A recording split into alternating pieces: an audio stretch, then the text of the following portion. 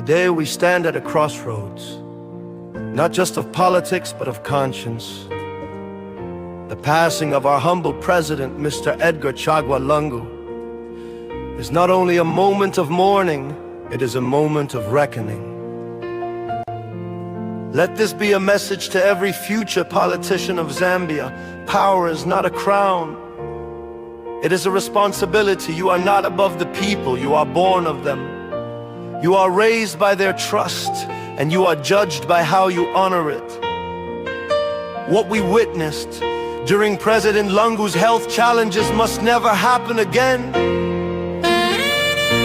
No family should be dragged through courtrooms while grieving. No widow should plead for dignity.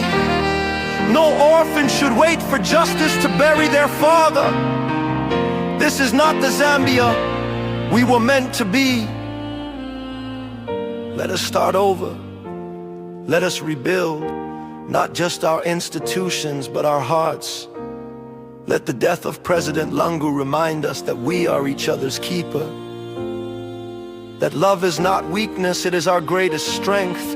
That the Bible commands us to care for the widow, the orphan, and the stranger. And that true leadership begins with compassion. We only have one Zambia. Let us raise her high, not with slogans, but with service. Let us show love, not just in words, but in action. Let us unite, not just in grief, but in purpose. To the Lungu family, we are with you. To every citizen, your pain matters. To every leader, your legacy begins now. One Zambia, one nation, one heart.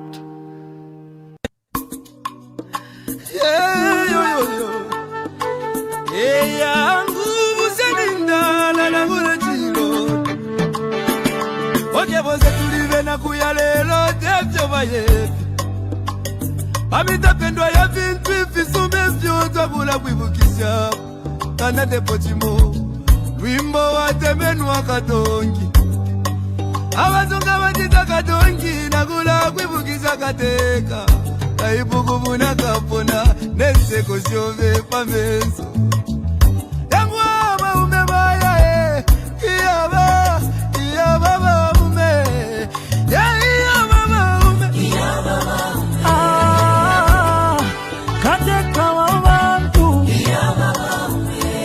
Twakulila, lelo twakulila Shika kukonke milimo shove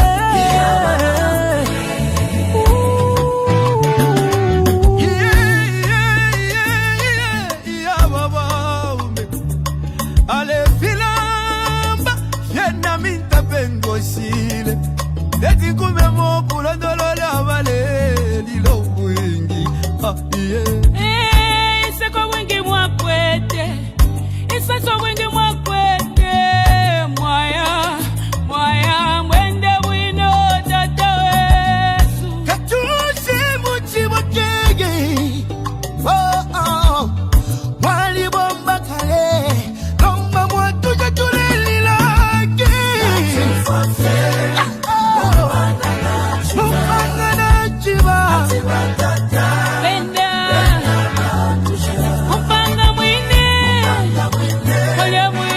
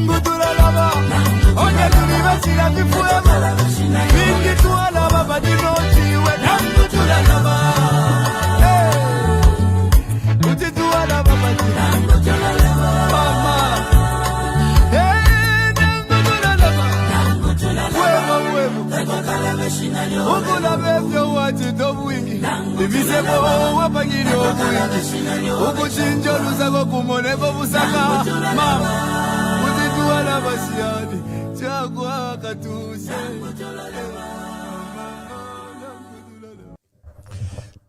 22nd October 2024, 2 days before Zambia celebrates its national independence. Independence from what? We seem to be still struck that we are not independent. Our economy is not independent. We seem to have not even be independent from political, civil, and civic rights that we're supposed to exercise as an independent state. Today, we've picked a deliberate topic, and that is the persecution of former leaders. It's in the context that this government has been accused of shrinking the democratic space. Now, these accusations have not been made by Emmanuel Mwamba. They've been made by various stakeholders, locally from the Church, Law Association of Zambia, and other civic groups have accused government of shrinking both the democratic and media space.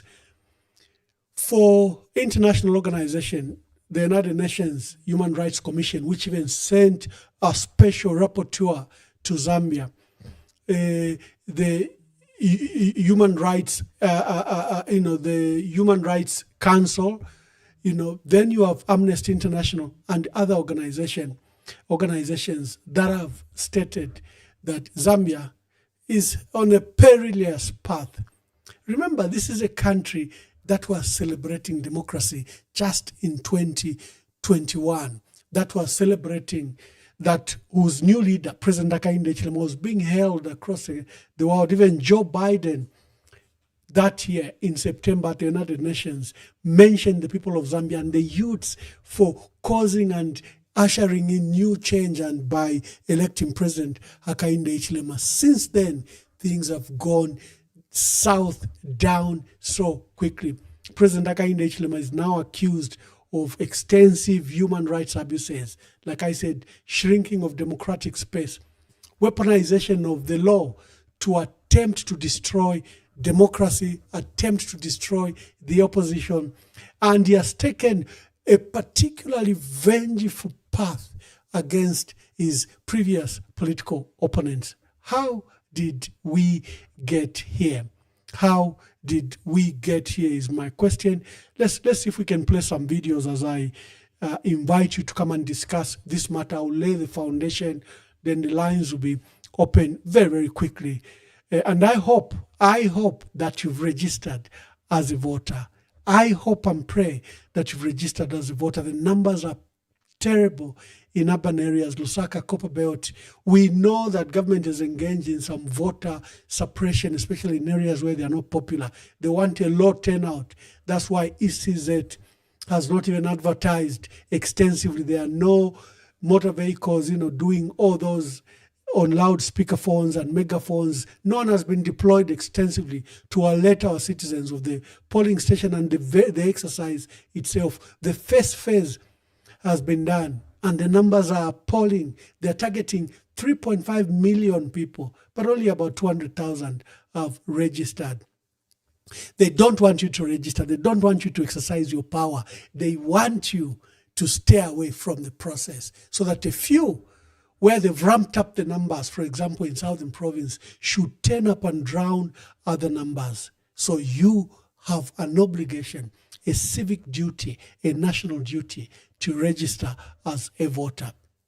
Registration across the country from the 13th of October to the 11th of November 2025. If you are 18 years and above, a Zambian citizen and in possession of a Green National Registration Card, NRC, you qualify to register. If you registered in 2020 or during continuous registration of voters and you still have your voter's card, you don't need to register again. During this registration period, ECZ will be providing the following services: new registrations, replacement of lost, destroyed, or defaced voters' cards, transfers from one polling station to another, claims for omission on the register of voters, corrections of clerical errors, and removal of deceased voters. Registration centers will be open throughout the week from 8 hours to 17 hours. Register now. It's your right. It's your choice. This message is brought to you by the Electoral Commission of Zambia.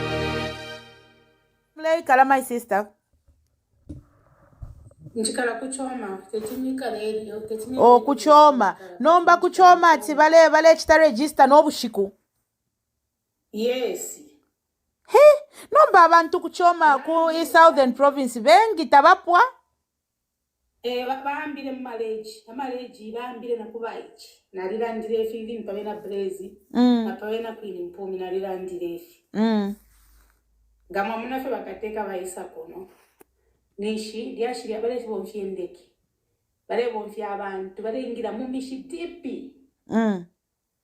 Dipi up to nanomba nifima voters of bale chita swap.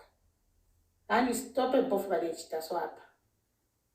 Nisha banta bale kufuaya. Because nalikwata so ndefo alimbinde yansende nangumairo. Every chita swap. Aho muka yesenda tukachita protect ama votes bakafingishira PSF. Tukachita protect kuingisha fira koma nawo sanga bashishita taba akafingishe baka ichusha fi bale onaola fempia mule pepera kufe chalo chesu no kulanda kwefine mule twebako mukwae ati kunombe province takuri na chira mwana pali bakalaba na ina nintamba video apa pene ama light yala yoko mwikala imwe Awe iPhone 24/7 nangumira ngenje kamera mkwatanya mema light swap. Tayaya. Nangwante. Iye mwelesa. Ha. Na mimi na ni free shirin tact ifyo setapa problem ya light kunao. Eso akabra mwakapaturu akanisha tala mwana fya beef. This is the reality. Na mkombo ni monse labakwata malaita abantu tabakwata problem hii ifika la mtauni ili awe 24/7 but mule mwana shani situation uko bali sekera mwefiri fyateka ba brurushesu bengi bale msupporta kuko kumwabo yes kama light tayaya but futi kuli bambi abalela ndata atunasha atuchima atunasha nomba tulechula batana Zambia's 2021 election will go down in history as an election with no losers. There were two winners. President Hichilema won the vote, and President Lungu won the hearts of every person who loves democracy and peace by gracefully transferring democratic leadership and extending his brotherly hand to President Hichilema. I am grateful that the Commonwealth has been allowed to be part of Zambia's remarkable journey since independence. It is indeed a high moment for the Commonwealth, for Africa, and the whole.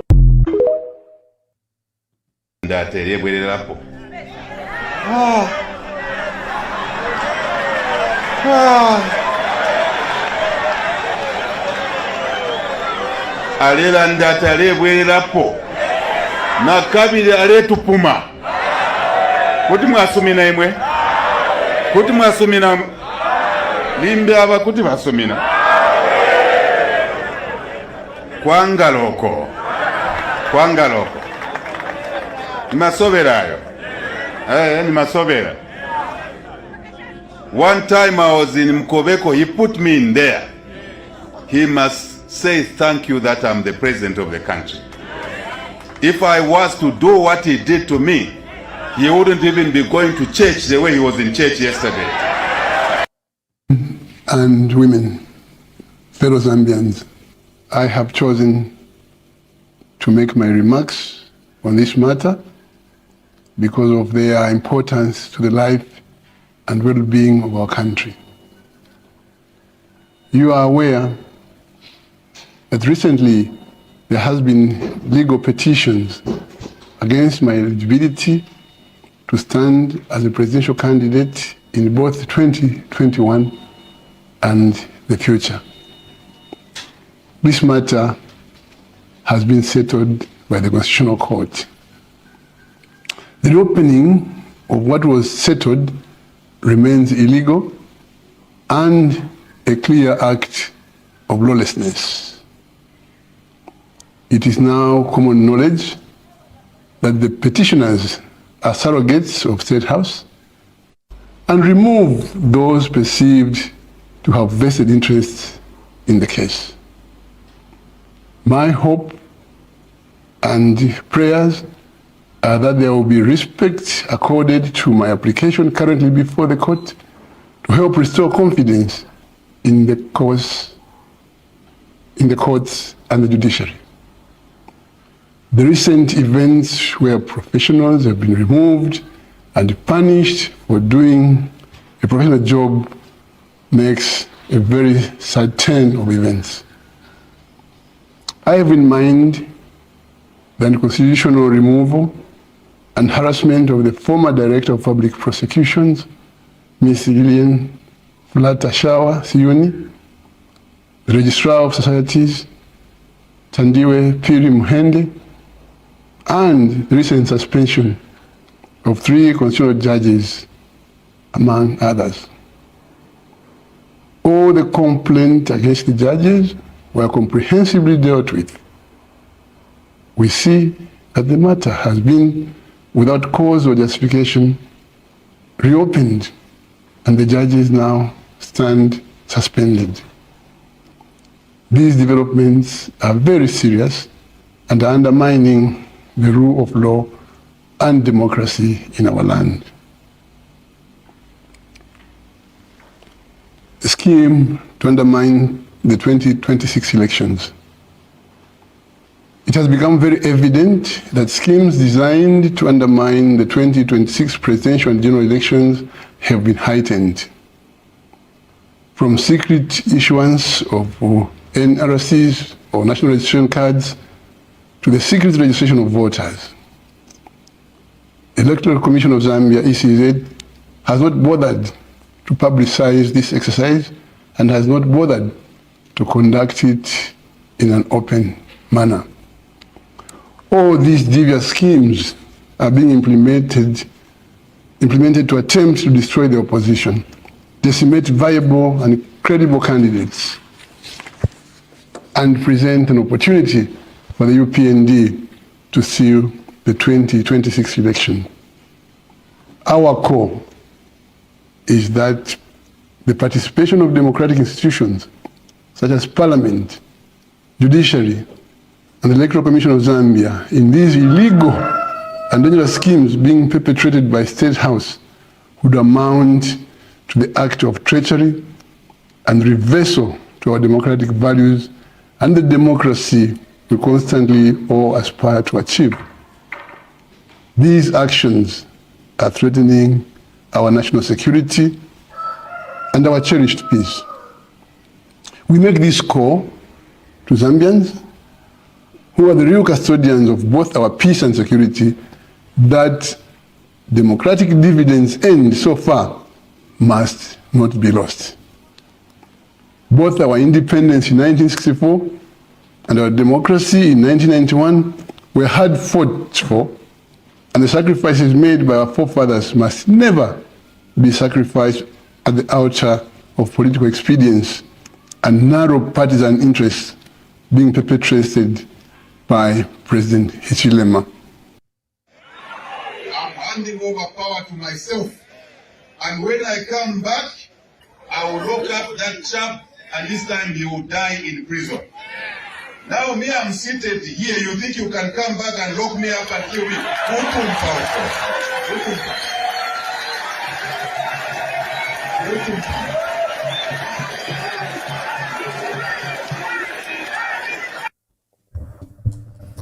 The scheme was very clear. As soon as he became president, he went for key institutions, as highlighted by the former president. He removed the Director of Public Prosecutions illegally, Lillian Shawa Siyuni. She was removed unceremoniously and against the law. They've installed his former lawyer, Gilbert Andiford Piri, as DPP. He brought a UPND cadre from Kabwe as Attorney General, Mulilo Kabesha, and he put his own nephew, Masho Mchende, who was also his lawyer, as Solicitor General. Institutions were swept. All of them were swept. Many people said, well, he's a new president. He has to put his new people. They gave him a chance. They didn't see that his schemes were aimed at destroying democracy. They didn't see that he was going to be vengeful, despite repeated assurances to his political opponents. They didn't see that he would use a law, abuse the courts, abuse parliament, abuse the Electoral Commission of Zambia to attempt to destroy democracy. This is where we are. In the last 2 days, two very concerning issues have happened. The jailing of Secretary General of the Patriotic Front, Raphael Nakachinda. First of all, Raphael Nakachinda is facing over 21 cases, is before 12 magistrates. And you know, they cast the net so wide that something will catch Nakachinda.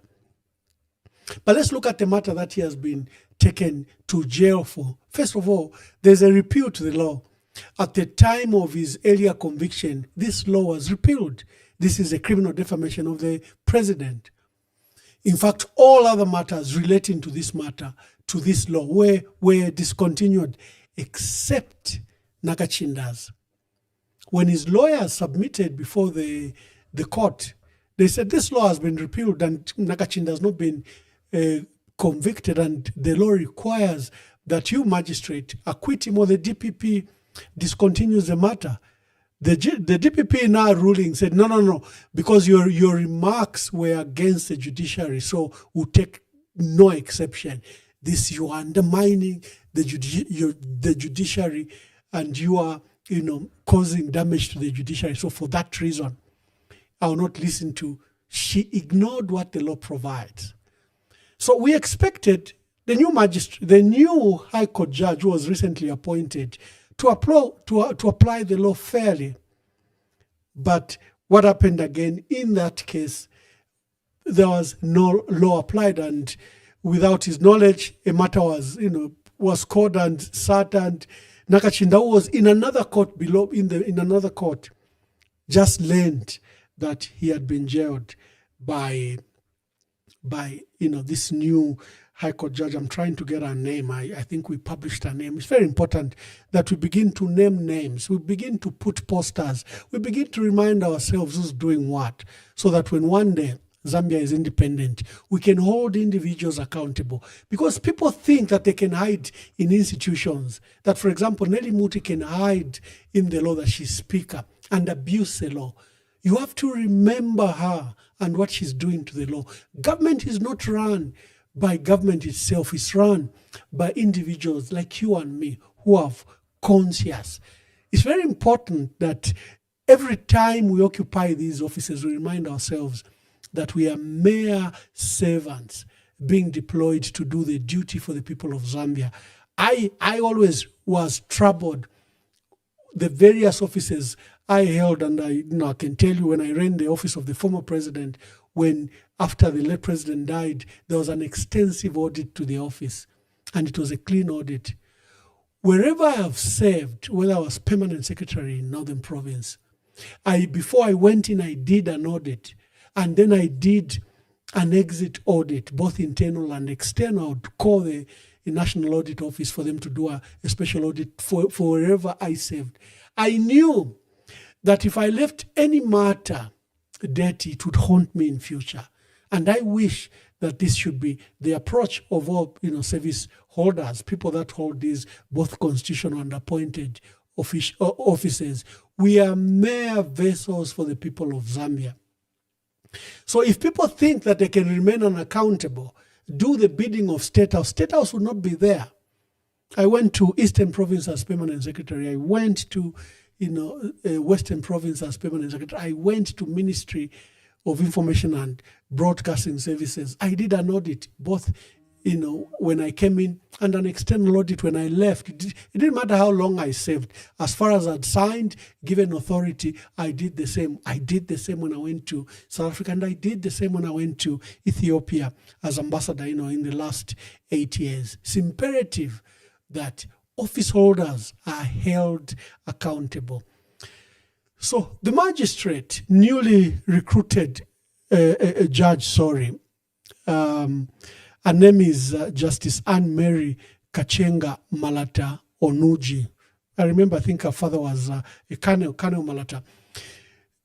She's former director and chief executive officer of the Zambia Institute of Advanced Legal Education. She passed this judgment, despite what we've just stated, against Nakachinda, and upheld a wrong conviction in the lower court. Nakachinda had hoped that the law would prevail, but it was not to be. Today, Chimbaka Mbwili, former Minister of Information, member of the Central Committee of the Patriotic Front, also facing various charges. And remember, the praise singers like to say you did something wrong, you stole. These are not corruption cases. Nakachinda is facing over 20 cases. None of them have anything to do with crime or criminal offense. It's just what he said. I was facing 3 cases over what I said. No corruption, no nothing. Chimbaka Mbwili is facing charges over what he said. This is where the oppression is. It's not what we did. It's not what we allegedly stole. No, it's over what Nakachinda said. Today he's been sent to jail for 18 months. Obviously, it's to exclude him at all cost from the current political process, where Nakachinda was at the center of both the Patriotic Front and Tonse and the reorganization to get us a new leader. So it's an attempt to disrupt that process. Chimbaka Mbwili has served 5 months, or the mandatory 2/3, because you are required by law, if you've been of good conduct, you just serve 2/3 and you are released. Is expected to have been released just before our independence celebrations, either today or tomorrow. You've heard those reports where the police rushed to charge Kambwili that he committed an immigration offense when he went to Zimbabwe. You remember the debacle where the Zambia Police Service, personnel from CID went to Zimbabwe and retrieved a very sick, a very unwell Chimbaka Mbwili from Zimbabwe. Today, because he's expected to be released tomorrow. And remember, his wife has been saying, my husband is not well. They want him to die in prison. He's got this consistent BP as a cardiac issue, and they're not allowing him to see medical doctors. She's been crying that he be admitted to hospital. These have gone on deaf ears. So today, when we are expecting that Kambwili will be released tomorrow, what have they done? They've slapped these charges. It's inhuman. What do they want? They want Kambwili to die in prison. And then they can come and mourn that we mourn Kambwili. He was a great statesman. He was a fearless opposition leader, that we will remember him as a minister. And they will line up to say like they are doing on the late president. This inhuman treatment is being occasioned by President Hakainde Hichilema. Don't blame anyone. Don't blame anyone else but the president. Because he has set the tone, he has set the spirit, both in his speech and in his deeds. He wants the former officials punished, and punished severely. He wants the opposition decimated. He wants to be the only candidate in 2026. I saw a video of Kambwili. The last time we saw him, a few days, the last 2 weeks, I think this was Kambwili. They've refused to take him to hospital. The wife has been pleading. He was supposed to be released, I think, tomorrow. And they've slapped fresh charges against him.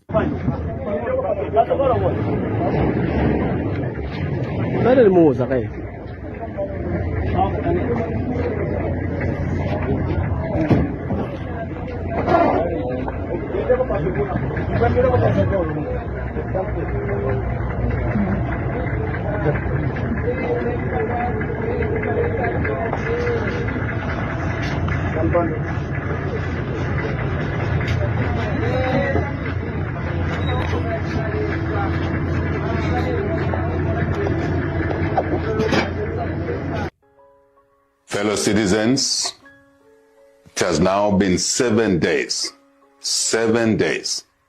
since the untimely passing of our 6th Republican President, Mr. Edgar Chagwa Lungu. Our thoughts remain with the bereaved family, whose pain is shared by many across the nation. Those who loved, respected, and honored President Lungu for his service to our country. Indeed, Zambia is a nation in mourning, not just for the loss of our former head of state, but for the last of the 6 men who have had the honor of leading our beloved republic before me. In this moment of collective grief, I wish to make a solemn call, a call for peace, a call for love, a call for unity. Let us embrace the bereaved family, the Patriotic Front Party, and their supporters with compassion and solidarity.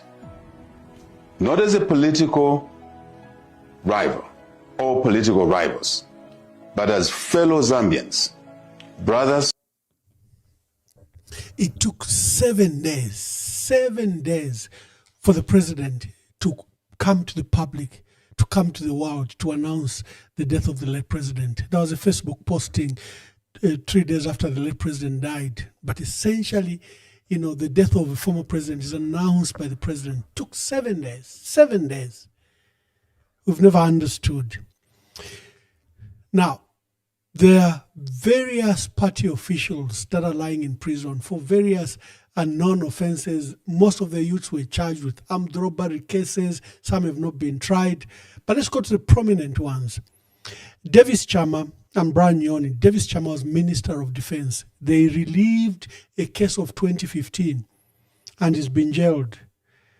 Joseph Malanje, we've discussed that case together with Fred Sonyamba, the Secretary to Treasury. You have the former Minister of Infrastructure, Ronald Chitotela, and Nixon Chilangwa.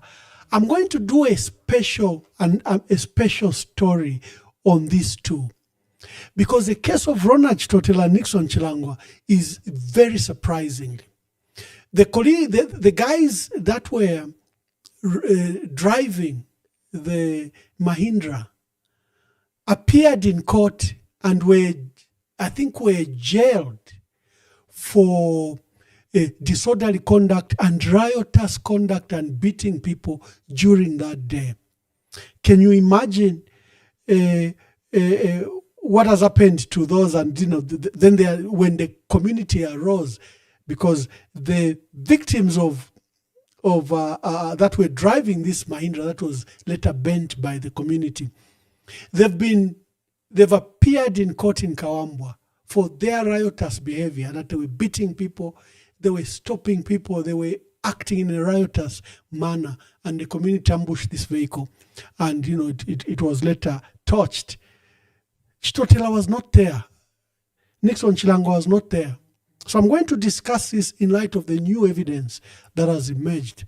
And remember, Nixon Chilangwa had even complained to the Judicial Complaints Commission that the magistrate, and he laid evidence on the table, had misconducted himself, that there were recordings where the magistrate was being promised that would be transferred from that place, and that he will be promoted, and that there was some gratification that he was receiving, and there were recordings of those meetings. I don't know how Nixon Chilangwa got them, but he laid them before the Judicial Complaints Commission and requested the magistrate to recuse himself. The magistrate refused to recuse himself. In fact, he issued a bench warrant against Nixon Chilango. Remember when Nixon Chilango was in Lusaka, and then proceeded to jail them despite this damning evidence against the magistrate. The magistrate has been promoted and promoted twice ranks. Is in Luansha. When we went to the burial of the two brothers for Chimbakambwili, someone pointed the man to me that's a magistrate. He's a senior member of the SDA and when Chingola in that church. I felt like walking up to him and saying, here in this sacred place, surely should you have done what you did? If Chitotela and Chilango had the case, why didn't you hand it over to another magistrate, especially that your hands were tainted? But on the second thought, I will say, no, they will say contempt, that you've attacked the judge. But you know, when you are in church and you're all kneeling and praying, sometimes you want to walk up to a brother. Maybe we can confess together before the Lord, you know. But when I saw the magistrate, I felt like walking up to him and just confronting him with the facts. So we have Chimbakambwili himself, who's in court. GBM, it had to take a pardon. It had to take a pardon from President Hakainde Hichilema and the persuasion of the Chitimukulu and many people for GBM to be released because he's battling with a cardiac condition, and his former Minister of Defense. There's a case I've brought here. It's an old case, almost 20 years old, but I brought it here. Katele Kalumba Faustin Kabwendaro Nchungu, because I personally complained when they were jailed. My complaint to the Judicial Complaints Commission was that there was no way the Chief Justice should have sat on that case. Because in this case, he was Attorney General. He was prosecuting these men and women in London. And the other judge, Jones Chinyama, was the magistrate that convicted them at lower level. Ethically, it cannot be done. But it was done.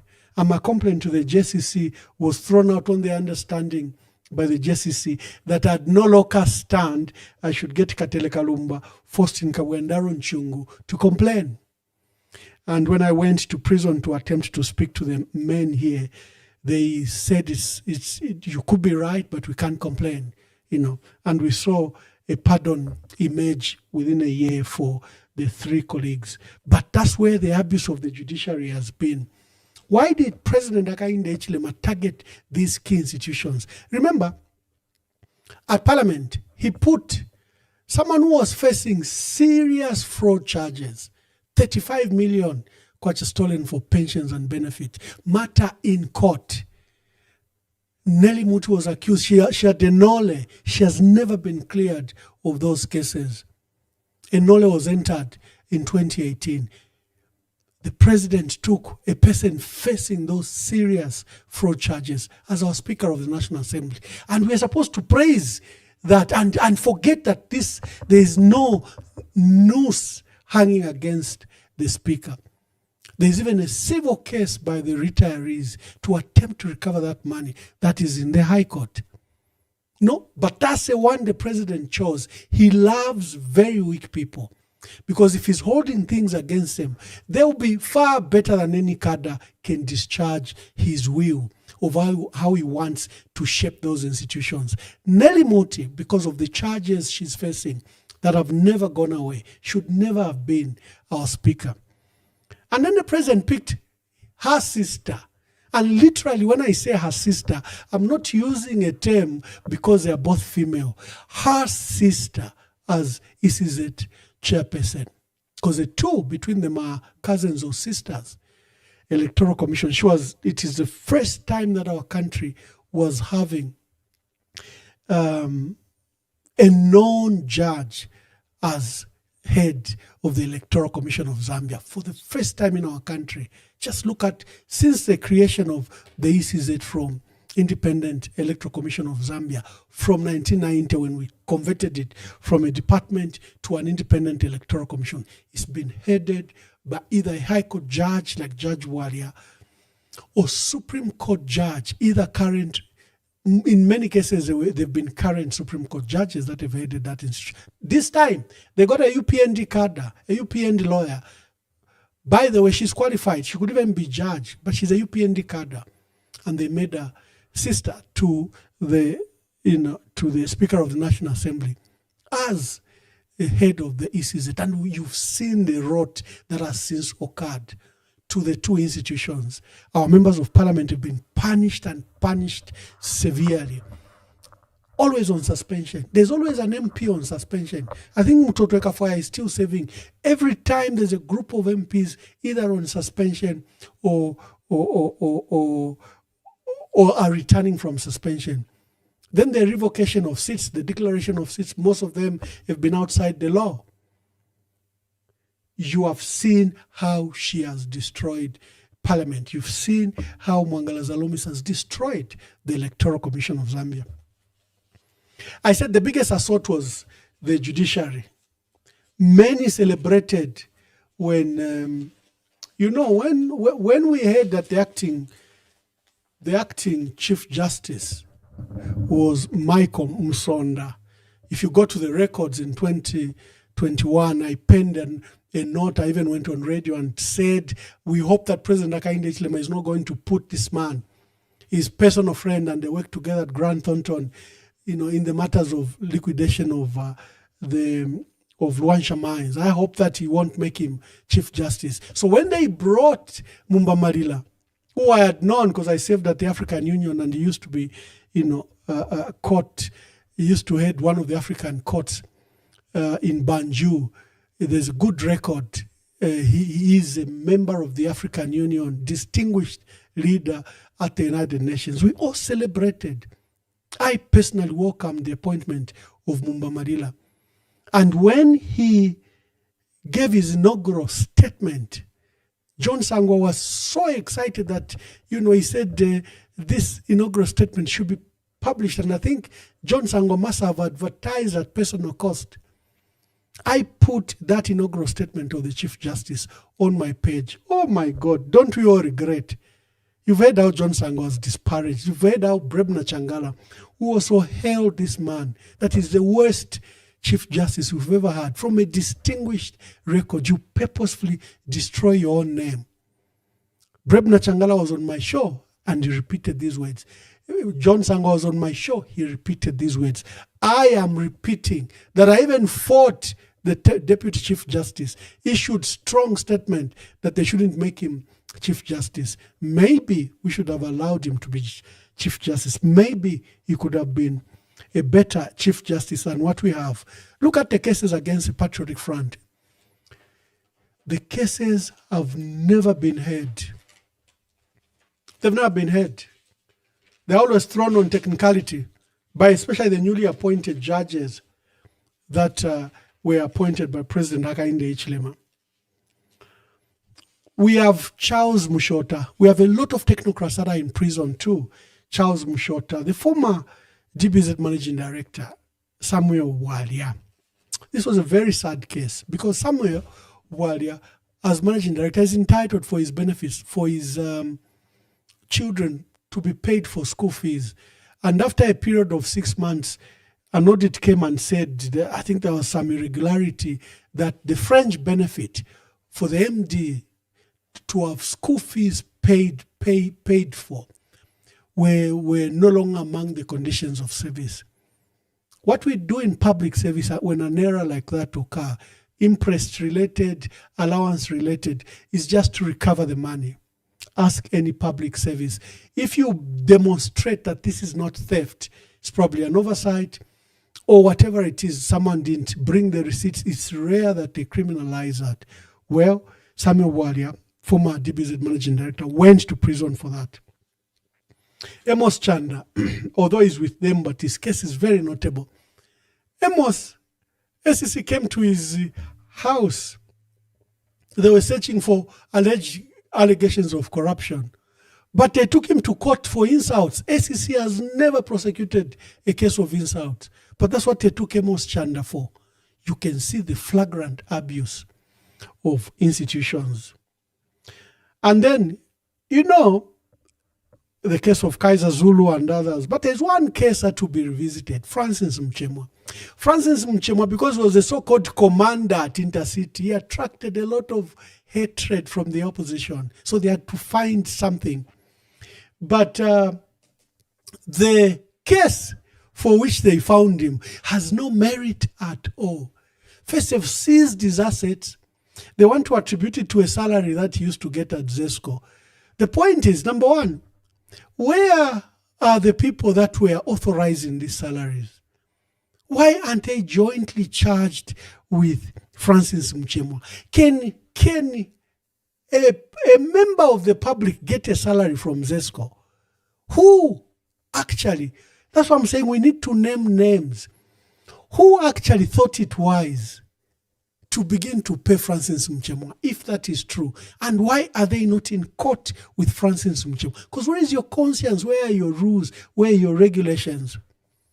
I remember one time one minister came into my office in 2011, 2012. We were advertising one of the largest water projects, because I was vice chair of this committee for water and sanitation at national level. The PS local government is usually the chair. I was, area PSs that have a lot of water in the country, Northwestern, Luapula, Northern, that time it was one, Northern and Muchinga, form part of that committee with donors. It's a well-funded committee. And we lobbied with my minister then, Freedom Skazwe, for these big water projects, because we had married them to the statistics, the diarrheal diseases that were occurring, infant mortality rate as a result of not having clean drinking water. And then there were these national projects that I think were being funded by the EU.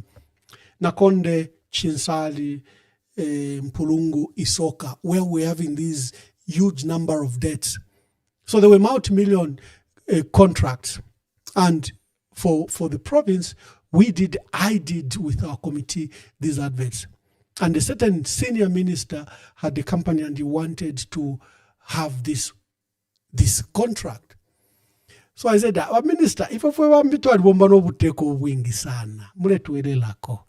of all, I don't do corruption. Two, I don't do favors in my office. Many people, many friends, many relatives might not like me, but I don't do favors, because I know these are public offices. But Minister, I'll do you this favor. I'll give you this contract and you're unable to do it. When I leave, they will come and accuse me of corruption. It will be me. They will not even remember there was a minister who was calling for this. The minister thought we were lying or I was joking. We let an independent process get done. There was even something that I learned there, where members of parliament would call me, Tatulefoya local contractor, but PS Tatulefoya Mutupelo Chinese. I said, why don't you like your own people? No, local contractors, they will never deliver. But anyway, we did a competitive process, went through, and the minister's company and other senior people from Lusaka were not among the successful bidders. This minister stormed my office and threatened to fire me. I said, well, Minister, you don't have to fire me. I can walk away from here. But I will not do something wrong. And you are a dear brother of mine. If there's anyone who should understand me, it is you. But if you want me fired, that I'll tell Basata, but I will never do something wrong. And Mr. Sata had ears in all corners. That evening he called me. Labako, Womba Fiet, no one can fire you, did they appoint you? And I knew somehow, somewhere, he had heard that I was being harassed for making proper decisions. So, the case of Francis Mchemwa, receiving a salary, and then you grab his assets where you can't justify. First, you haven't done an audit at the Intercity, whatever it is. Francis, because he's a cadre, is a commander one, whatever. They are not convicting him for the offenses he did. No, they are convicting him and punishing him because he represented the so-called cadres that they have to punish. Let's go to the important things. How did President Hakainde Hichilema, before I open the phone lines, because we have to open the phone lines at 1 and it will be a broadcast. To punish the PF, he brought nice and sounding things. He said, number one, that he was going to set up an economic and financial crimes court. He announced it. The Chief Justice just implemented it. Red flag number one. It immediately blurred the lines of the executive and the judiciary. The Chief Justice acted like a compliant little boy, immediately even did some statutory instrument where technocrats and legal minds even wondered if it was legal at all. Then there's something the Chief Justice did. He swept that entire Lusaka magistrate complex. He removed Chief Resident Magistrate Dominic Makalichi, transferred him to Ndola, Felix Kaoma, Tuchpata, then Principal Magistrate, Resident Magistrate Jennifer Waria. Silva Munyina was brought from Mansa to replace Jennifer Waria, Betty Malupenga, Francis Sato, Tandose Sakala Chavala, Alice Nyerenda Walusiku, Exilda Chandansunge, Chinunda Chaula, Rachel Mwanza were all removed, and they brought new magistrates.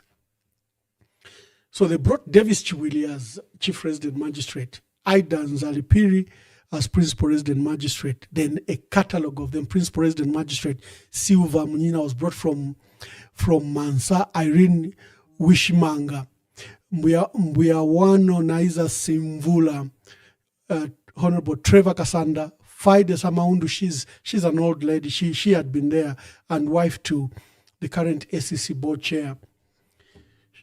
She's among those that were retained.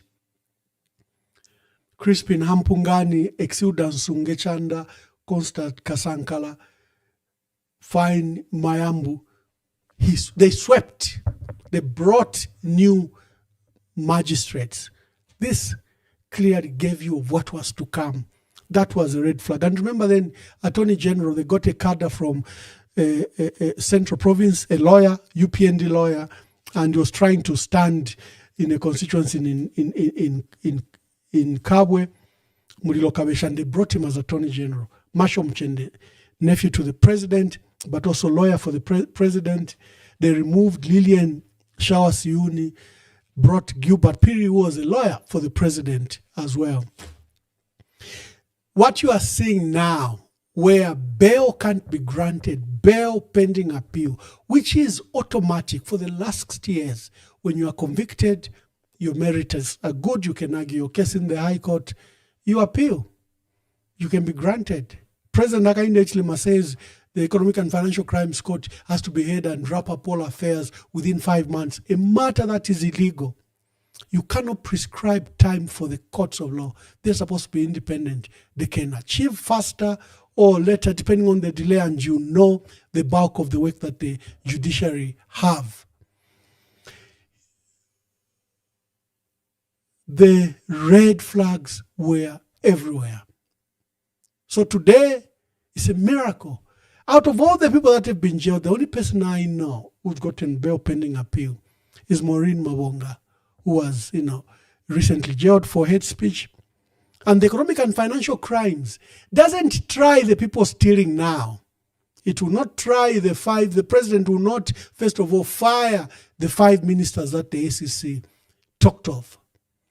The SEC compiled a report, Mr. President, your provincial minister and 5 ministers are corrupt. Give us leeway to independently investigate them. The president has never suspended these key officials. The PS were named, Tabokawana, my dear brother, and the Central Province PS were even named as those, and the Livingstone Mayor. The SEC named them as that they had active cases, and they wanted to proceed and prosecute them. Well, PS Kawana was actually promoted from director to PS. You've seen the wanton conduct of the Central Province PS, who's literally just now using, resources from his ministry just to campaign. He's a cadre. So they won't touch him despite this damning report from the SEC. So the Economic and Financial Crimes Court, probably we should just call it a PF court. Because if it was an economic and financial crimes, it will pursue economic and financial crimes. It doesn't matter who has committed that offense, it will pursue them. They'll be brought before that court. But just check who is before that court other than the PF. The lines are open now. I've just seen that the technical committee has been blasted by all civil society grouping. Is illegal, his setting is illegal. Surprisingly, even Laura Mitty, I saw Laura Mitty cry that journalists are not well informed. How can they even say, how can journalists say that I'm sitting on the committee? And she was shocked. She claimed that these journalists are not informed. No, Laura Mitty, they are not, it's not that they are not informed. Many people think you are sitting on that committee for the simple reason. The day the president was swearing you in as member of the Human Rights Commission was the day the president was swearing in this 25-member committee. So our people have not even read the difference. You took center stage, not Mushabati. But that day, all media captured you. So people think you are sitting on the not on the Human Rights Commission, but that you are sitting on the technical committee for the constitution making process. So do not accuse journalists of not researching. It has come from there. But these are the people sitting on the technical committee that Laura Mitty was complaining. But Laura Mitty says it's also illegal. At least she has put her views across and she has condemned the terms of reference despite being a close friend of the president.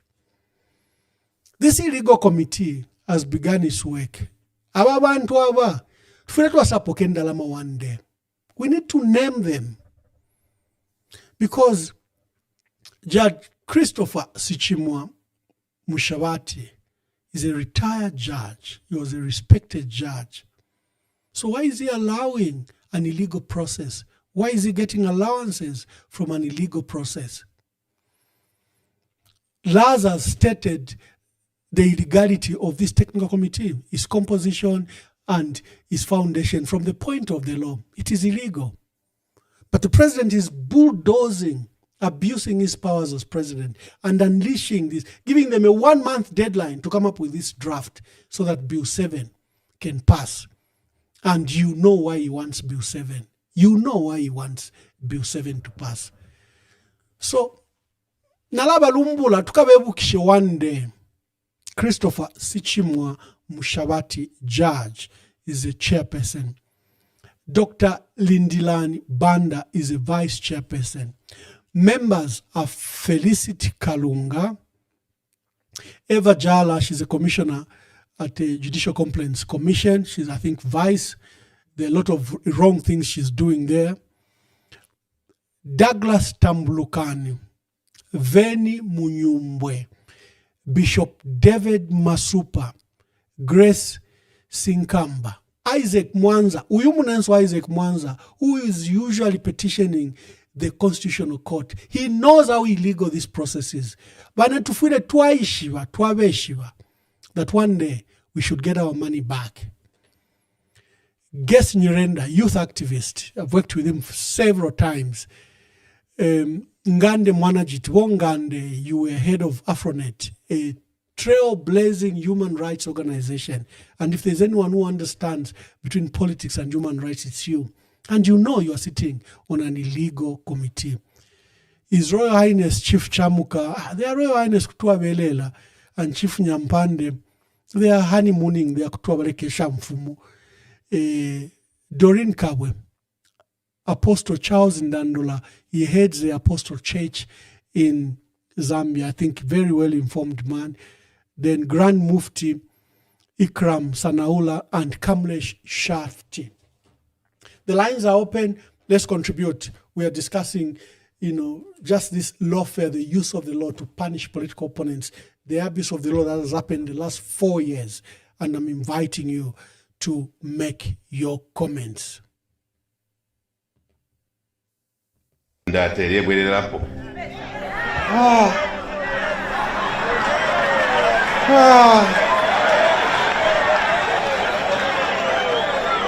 Alela ndatarebwererapo nakabiri aletupuma kuti mwasumina imwe kuti mwasumina limbe aba kuti basumina kwangaloko nimasoberayo nimasobera. One time I was in Mkobeko, he put me in there. He must say thank you that I'm the president of the country. If I was to do what he did to me, he wouldn't even be going to church the way he was in church yesterday.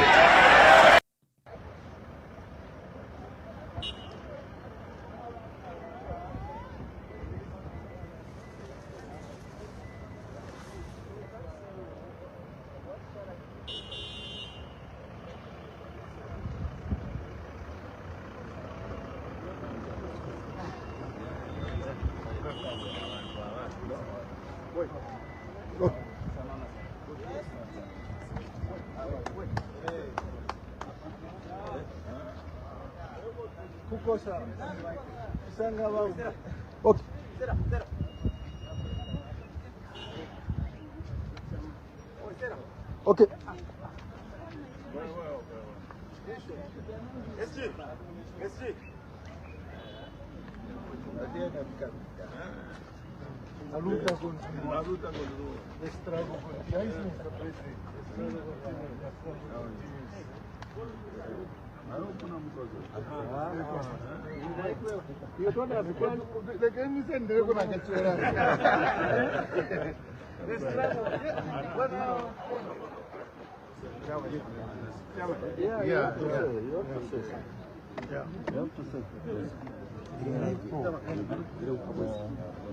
Let him say something quick. All right. It will be well. All right. Yeah, let's do it quick. Yeah. Right. You have your Bible? Yeah, I have my Bible, I have my notebook. We can be this side. Okay.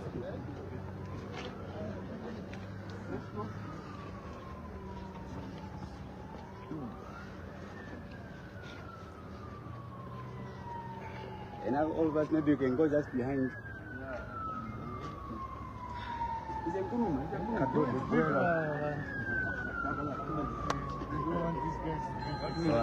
Let's do it quickly. So, honorable colleagues, from 2021 through to 2026,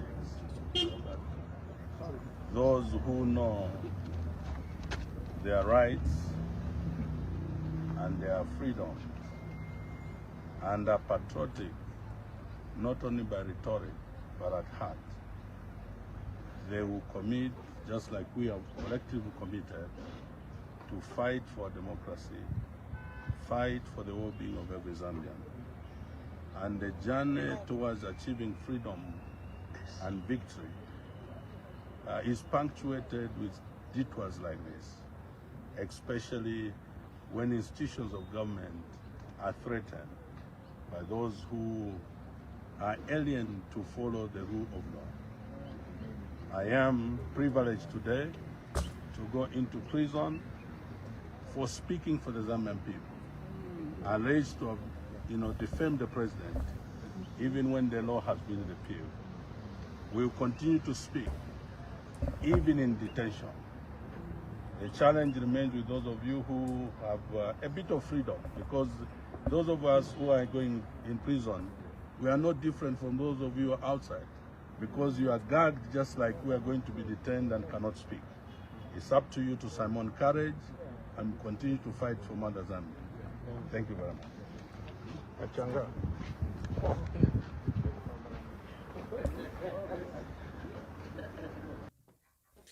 Thank you very much. We have a caller. Caller, please tell us your name and where you're calling us from. Hi, my name is Billy. I'm calling from South Africa. Barry, just hold on. Yeah, continue. I've got a question and a comment. My question is concerning the amendments, constitutional amendments. Is it really that pressing that the constitution should be amended a few months before the elections? What is the urgency? Why the amendments? And have the Zambian people been consulted? That's my concern. And then about Zambian democracy. Is there still democracy in Zambia? I'm commenting on this based on the judgment I heard concerning Nakachinda yesterday, that he's been sentenced to 18 months in jail for speaking something. But I've heard politicians in South Africa make more deadly statements than that, and they've not been jailed. I've heard politicians make more deadly statements than that in the United States of America, and they've not been imprisoned. That is my concern. Is there still democracy in Zambia, or should we be scared to air our views? Thank you very much. Thank you. Hello, caller, please tell us your name and where you're calling us from. Good evening, Ambassador. How are you? Very well, thank you, my brother. How are you? Who's calling, and tell us where you're calling us from? This is Concerned Citizen. I'm calling from Lusaka. Concerned Citizen, make your contributions. Ambassador, I'm very, very concerned. I mean, what we're beginning to see in Zambia is something very dangerous to democracy.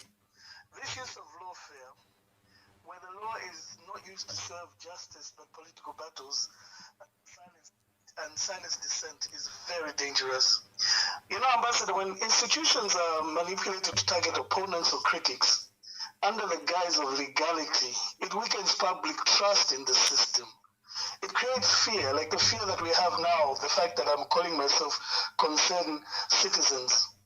And we start to believe that justice only applies depending on who you are and what side you're on. And I think we've seen this happening, so many numerous cases that have gone before the law, where you think that the law is skewed towards those who are in power.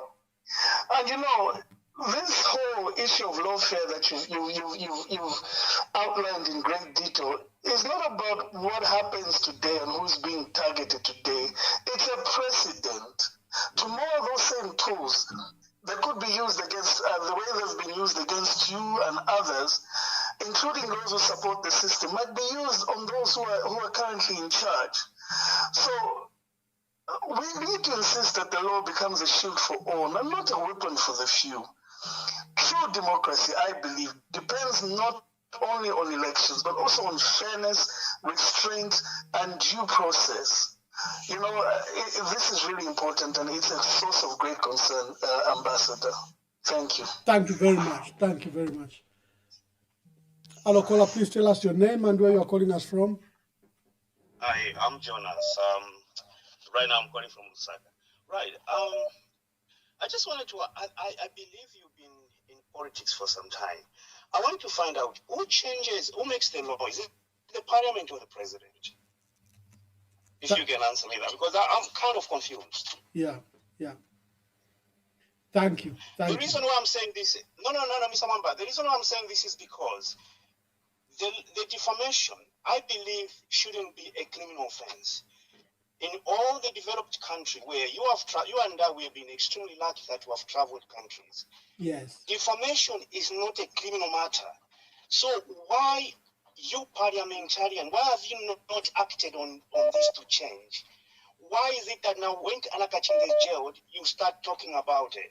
When you defame someone, you're going to go to jail because exactly that's what you parliamentary, you MPs, you've been sleeping. You need to change this. It's crazy that you are jailing people for making defamatory statement. It's crazy. This is not democracy.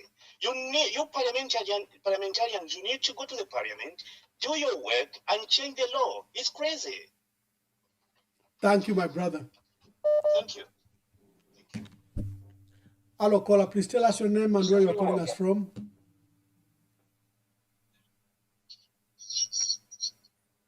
Hello, caller. Please tell us your name and where you are calling us from.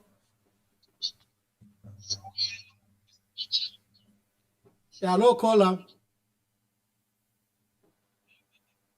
Hello, caller.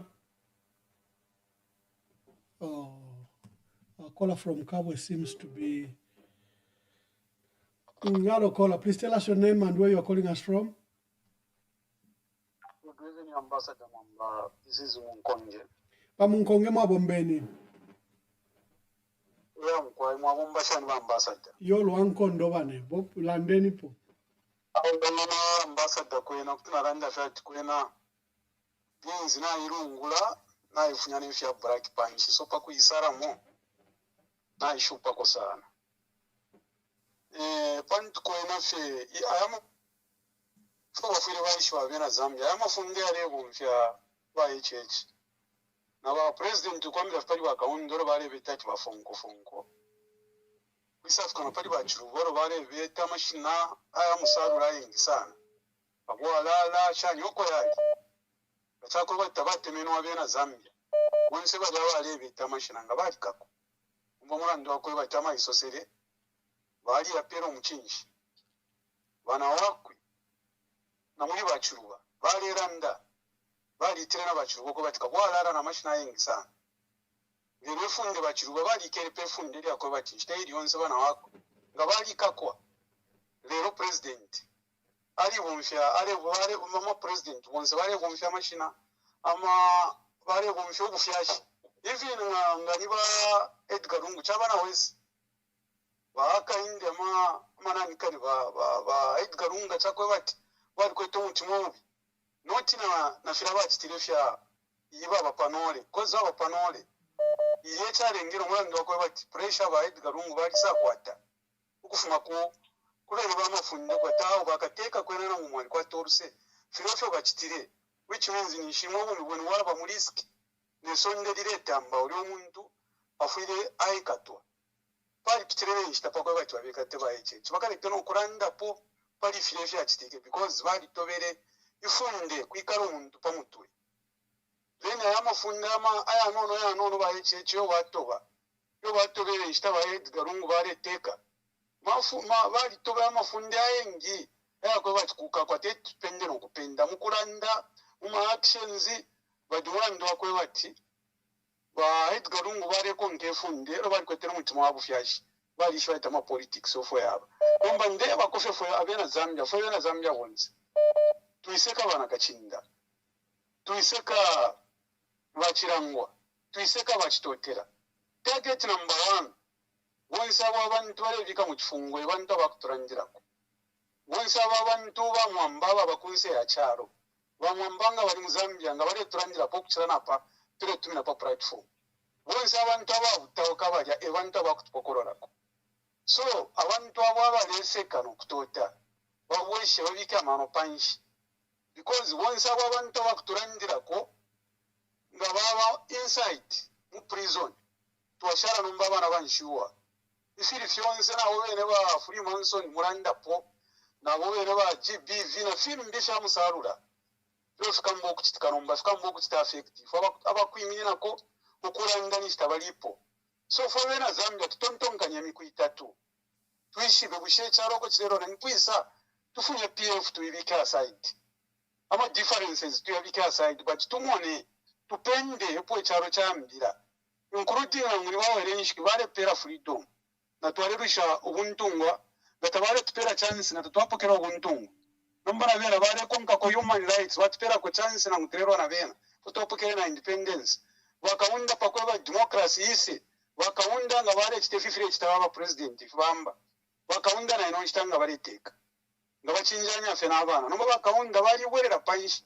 au katuba peri abantu kanshi tuchi tefe fair play nombe fifi atika pali 4 years we fore na Zambia alaba HH inene olera ndanja bapatapu na alibatemwa nombo fe bale chitefe shiwembi batontonkanye sana ishina bale panga teri suma Thank you very much, man. Thank you very much. Thank you. Thank you, my brother. Thank you. Thank you. Hello, caller. Please tell us your name, where you are calling us from. Auf your way now.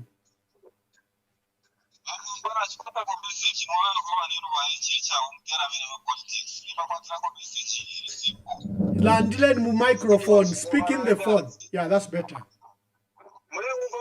That is better. Speak through the phone. Yeah. Na chilafu ani kwatako message mwewe kwa wanenu ba echecha bo mpule ngana bena ma politics nimba kwatako message ili simple inene woba Mwamba ndili mubemba batira tikumye soko na fuma wangana umwele akafwa kumwele ba echechi na bakaka abantu abengi sana nokulalika abapurusha abo bale ya freely so in the same measure bale chitemfintu balere kabe na bena Maria Zaromes bena bale ya free nge mwe benshite abo ndaina nga ya Africa rabena Maria Zaromes bakalaika kupiro kumyabo ubebe kwefyo beshi beati na bena umwele.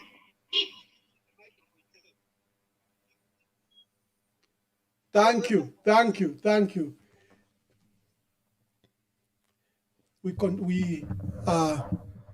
We are featuring this analysis on former persecution of leaders, and you are free to call. The lines are engaged already, but keep on calling and I'll pick as many calls as possible.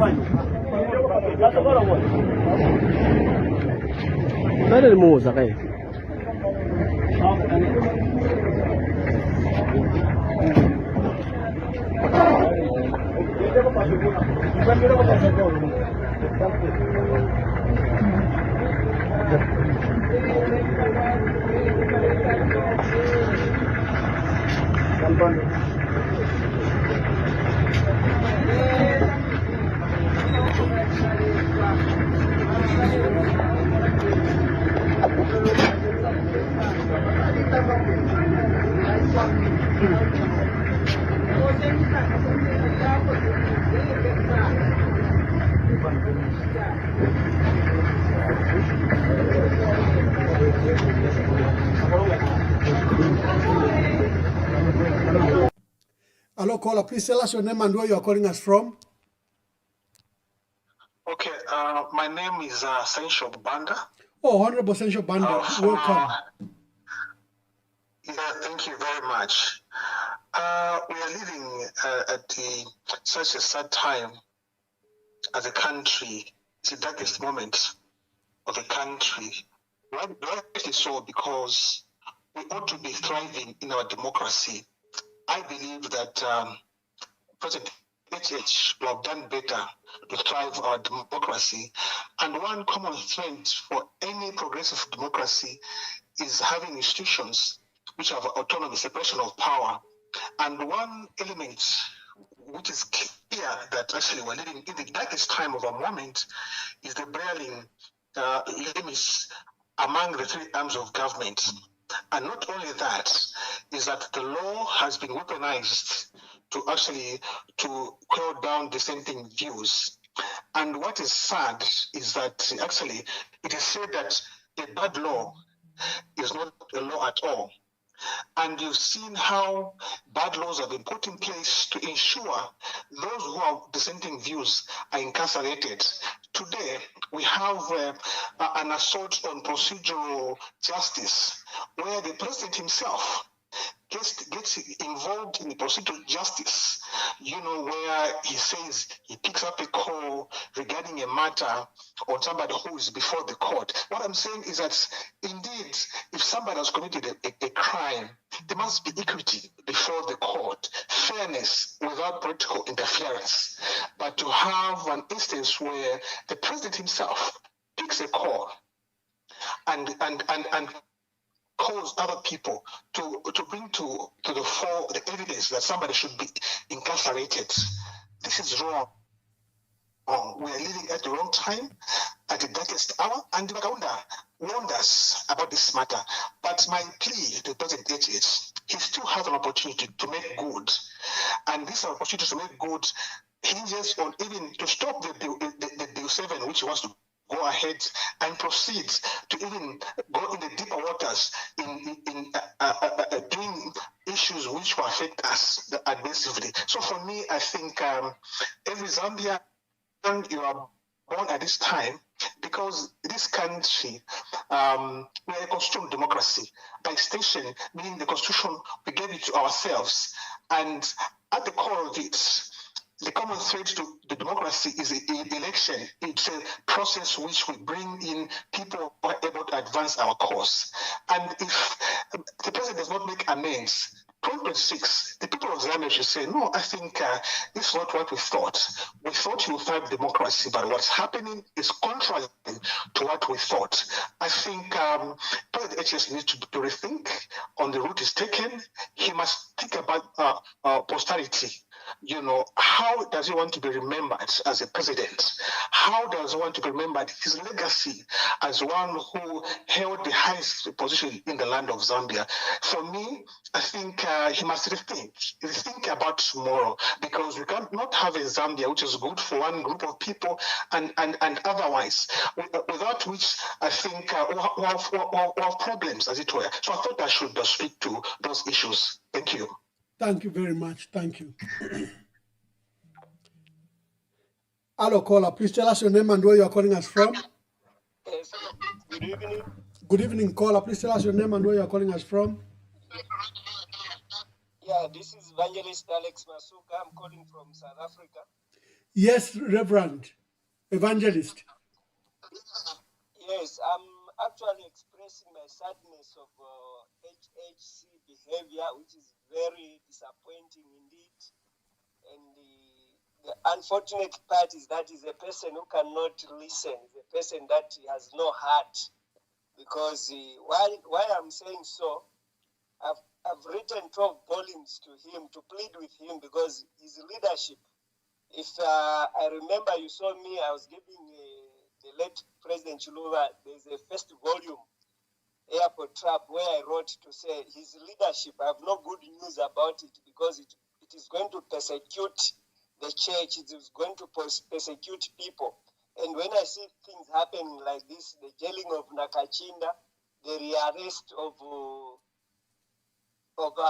Chimbakambwili, it's very painful, and we wouldn't need the country to be governed in this way.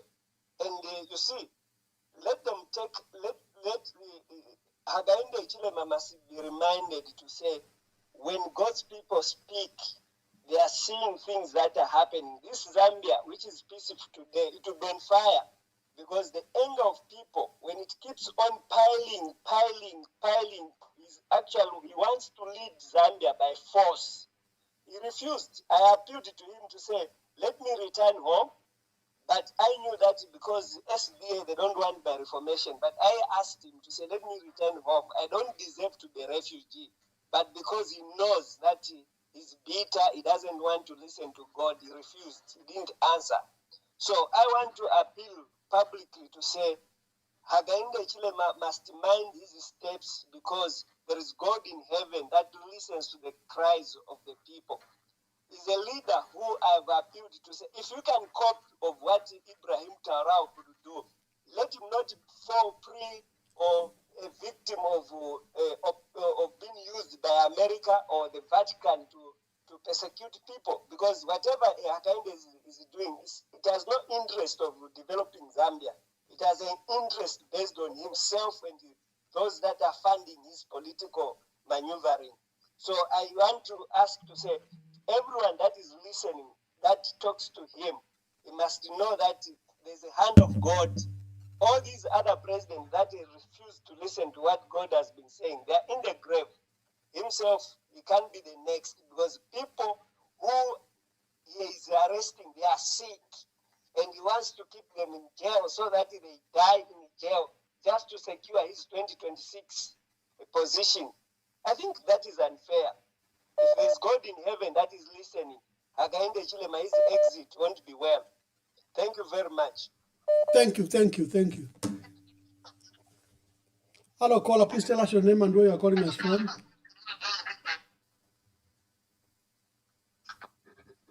Hello, caller. Ambassador Mwamba. Good evening, caller. Please tell us your name and where you're calling us from. Yeah, my name is Patrick Chilofia, calling from the UK. Oh, thank you, Patrick. Make your contributions. Yeah, Mwamba, I've been listening to what you've been talking about. It's unbelievable that such kind of injustice, no adherence to the rule of law, no respect to the constitution.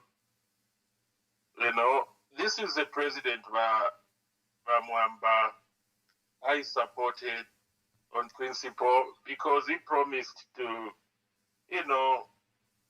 fight corruption. He promised to rule, he promised to return democracy to Zambia. Rule by the rule of law, adhere to the rule of law.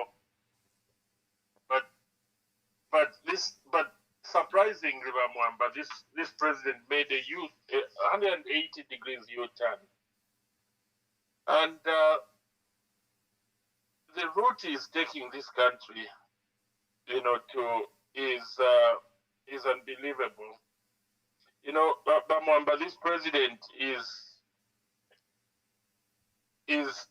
taking Zambia towards a tyranny state, autocratic state. Just like State Council Sangwa has been lamenting about, that he controls almost all institutions, including the military.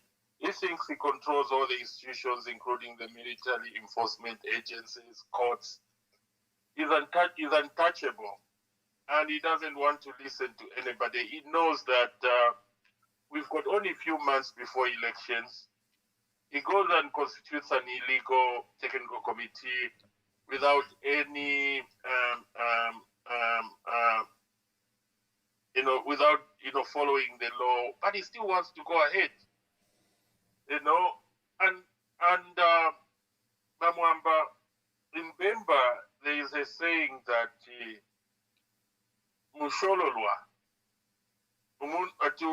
umuntu shumfwa aide na masikubako. We've got a guy there is Chumbo Mushorola. He wants to do because he wants to stay there forever. But Mwamba, presidents come, presidents go. His plans are not God's plan. So I think what Zambians needs to do is to come together, register as voters. Even if he tries to play with the, whatever he's trying to do, because he thinks he controls it, he controls everybody. Mwamba, if people come together, they've got the power to remove this guy, and there's nothing he's gonna do. Look at what happened in Malawi. Look at what has happened in other countries. Come next year, the only way to do is to remove this guy, because this guy is not good for our country. I rest my case, Mwamba. Thank you very much, Mr. Chilofia from the United Kingdom. Hello, caller. Please tell us your name and where you are calling us from. Good evening, Ambassador. Good evening. Ambassador. You are live. Make your contribution, my brother. Tell us your name and where you are calling us from.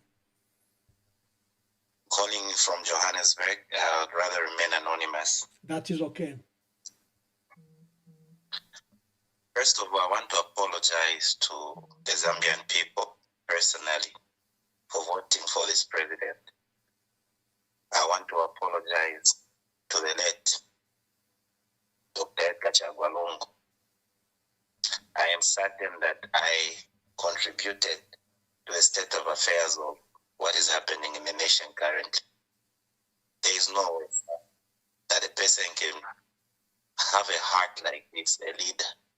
For how long? How long is it going to divide this nation? How long would it be vengeful? Sure, all this suffering that Bakambwili has gone through, does he need to do this again? This is really painful. This is really sad. It's retrogressive. It's taking our nation back to where we were fighting for freedom. It shouldn't be like this. Look at how they have destroyed the democracy that Zambia has enjoyed. These people must know that they may try to control everything, try to manipulate things, but one thing is for sure: Zambia is a Christian nation, and people in Zambia pray. We do pray. A time they can control everything, but they don't control God. And 2026, a lot of us are determined to change that decision. Personally, I regret for voting for this government. I do. And I pray that my fellow Zambians will forgive us. Thank you. Thank you very much. There are more calls. Let's take some more calls. Let's take the calls. Let's hear from you.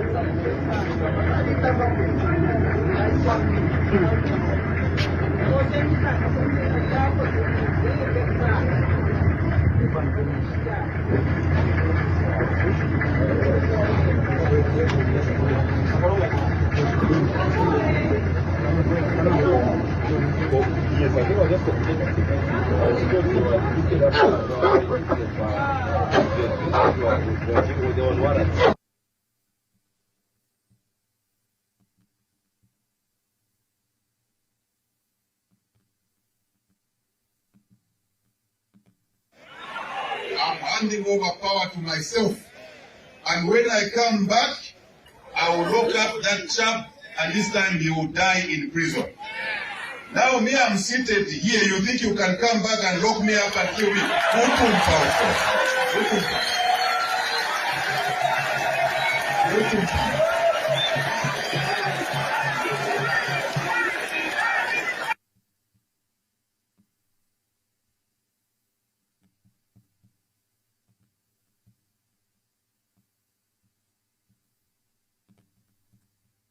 I feel extremely bad that this debate is taking angles of delaying the respectful burial, of our sixth president, President Lungu. I feel very sad about it. But we're hoping that reason will prevail at some point. Because while the litigation goes on, we are negotiating. Second, the issues that are coming out, such as voodoo, witchcraft. Personally, I don't believe in witchcraft. Never believed in witchcraft. As a person, as a family, as a Christian, I don't believe in witchcraft. But that now, such a subject shrouded in secrecy, can take a center stage, is regrettable. There is no witchcraft. There's only one who takes away life, who gives life. It's God. Who takes it away? It's God. Others will say nature, but we choose to say it's God.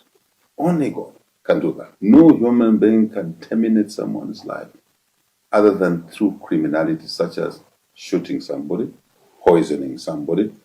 Now, to talk of witchcraft is regrettable. It shouldn't be there. Let's focus on the work at hand. Let's bury our sixth president with military honors as. Hello, caller. Please tell us your name and where you are calling us from. I'm calling from Zambia, but I would rather remain anonymous, Ambassador. Anonymous, make your contributions. Indeed, my contribution is very straight, and it's just a regret having such a government at this particular point, because just is it 2 days ago we are having National Day of Reconciliation and Prayers, but to this extent where I don't know what's happening in this nation. And where we are going to, we don't know actually.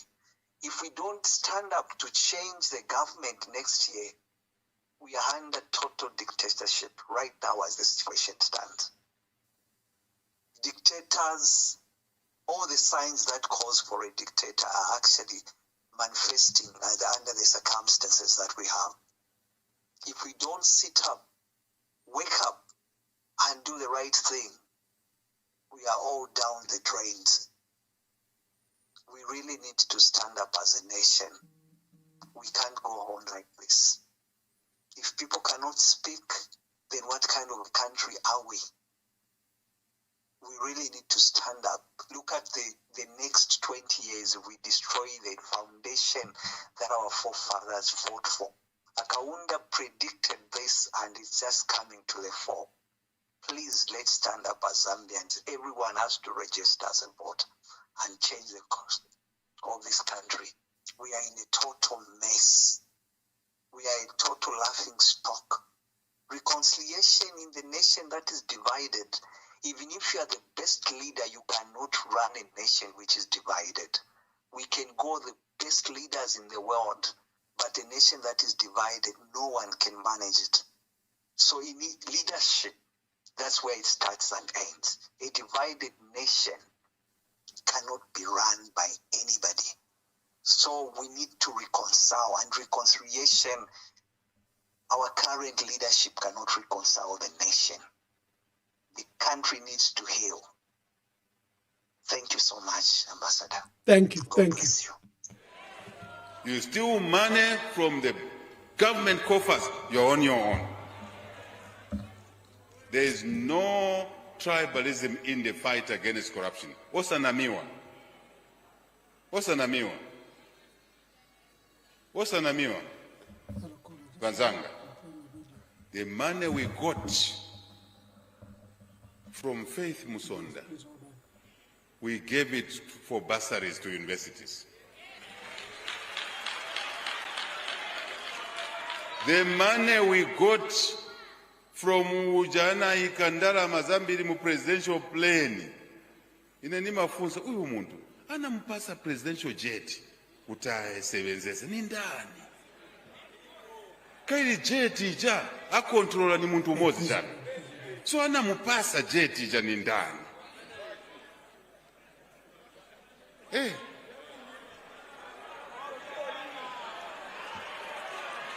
Hapo tileke hapo.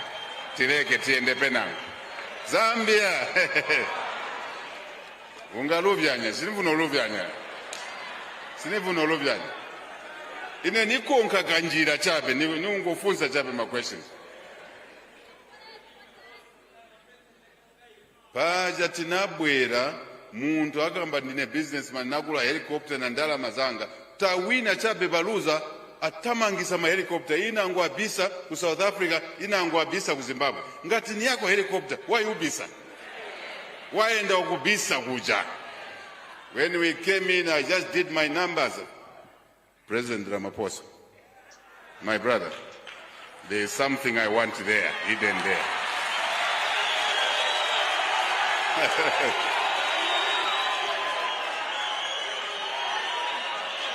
Zambia. Pembera first. So, chushka ndine shushushu number 1 manja. Ndine shushushu number 1. Ndiye chito mnani pasaga? It comes with the territory. So naona kuja nabisa imozi kujoanza South Africa. Nanga inangu ilikuti. Tienti sakiri. Peza ili muharare. My brother, President Mnangagwa. Sikuti mnaru unkala kumumba kuja.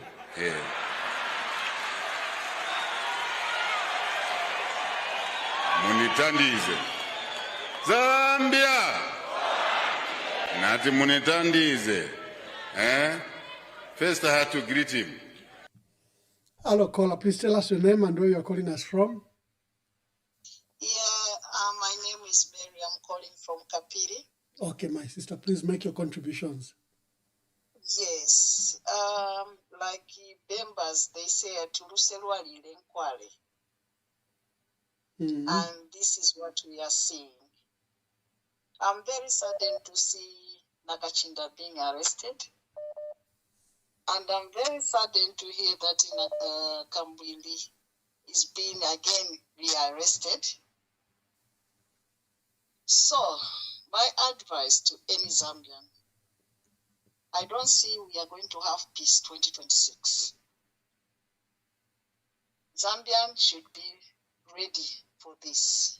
I can see it's war, even if we don't want to talk about war, it's going to be war. And then two, if any president is going to be elected from opposition, can we start afresh everything judicially?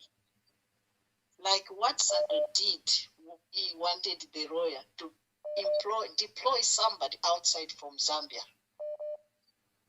Then go to secondary school, university, and start afresh. All this judiciary, what they're deciding. So we want something fresh and which can unite Zambia as one. I please beg Zambians to pull up their socks and go and vote. That's my word. Thank you, my dear sister. Thank you very much.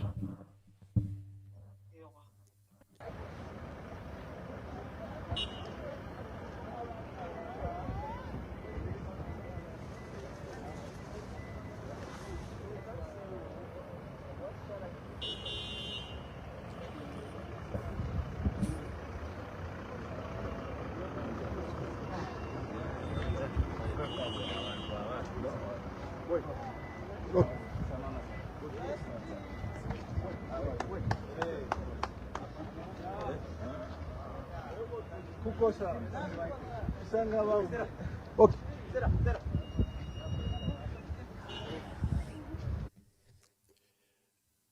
Hello, caller. Please tell us your name and where you're calling us from.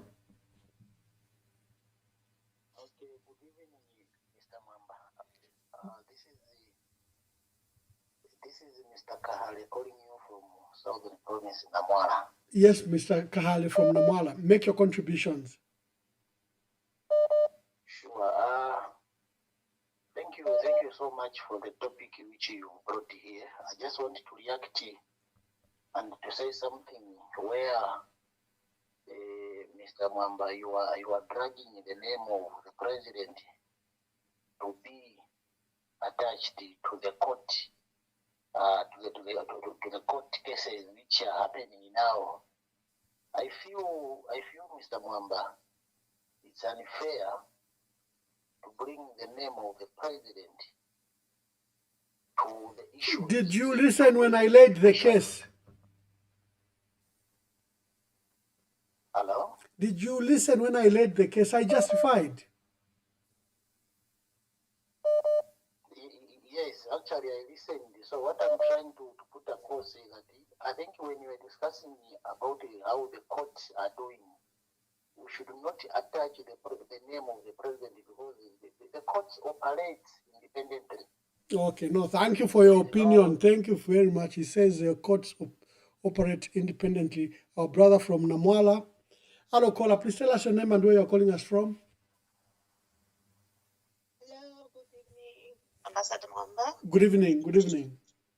Good evening to you. Yes, I prepare to remain anonymous. Yes, anonymous. Mwamba, before I could point out, I just want to say that people have accumulated quite a lot of fear. And I'm just looking at the participants. We participants who have been participating on your platform, we are quite a few. And it's always the same people. This is what I've noticed. This already shows that people are not able to speak out. Sorry, I'm a little bit emotional. That's the first thing. Then, looking at the whole situation, Uganda, Satanism, Mwamba, this is how a Satan works. He puts fear first in people to succeed. Yeah. You know, it would rather, put everyone in hell to pave its way. Yeah, so that it can feel very free to do whatever it wants to do. Yes, Zambia is beyond recognition. We don't know it. Zambia is not Zambia today, just as well. You know, after independence, we can just call it zombie, not Zambia. It has to be called zombie, not Zambia, because it's not for Zambians. It's not for ordinary Zambians. This is all I can say. And I'm just hoping that anyone, who is in government has realized that things are not the way people should actually look at them. People are suffering, but no one is caring. You know, when you do things intentionally because you've got a grudge, it doesn't work at all. Yes. It's like you bear 10 children, your own children, and you drown them. You drown them. You don't feed them. What type of a parent are you? We are crying out, Mwamba. I'm so emotional right now. I'm talking to you. We are crying out. We don't know what to do. It's not fair at all. And I'm just hoping that, they are listening to most of us who are crying out. We are not insulting anyone, but what we hear, it is actually the truth of the matter. Because people are complaining quite a lot. We've got relatives. You ask them a question, it's about crying. The other day I was talking to my sister. She told me if they manage to have 2 meals, full 2 meals, it means that they've got money. They have started rationing food. When you are rationing food, it means that things aren't really working out. Let's hope. Let's hope. They know exactly what they are putting an ordinary Zambian in. I end here, Mama, because I'm so emotional. You guys just believe it. Thank you, Mama. Thank you. Thank you, Mama. It's our country. We have to cry for it. We have to beg for it. We have to fight for it. Hello, caller. Please tell us your name and where you are calling us from.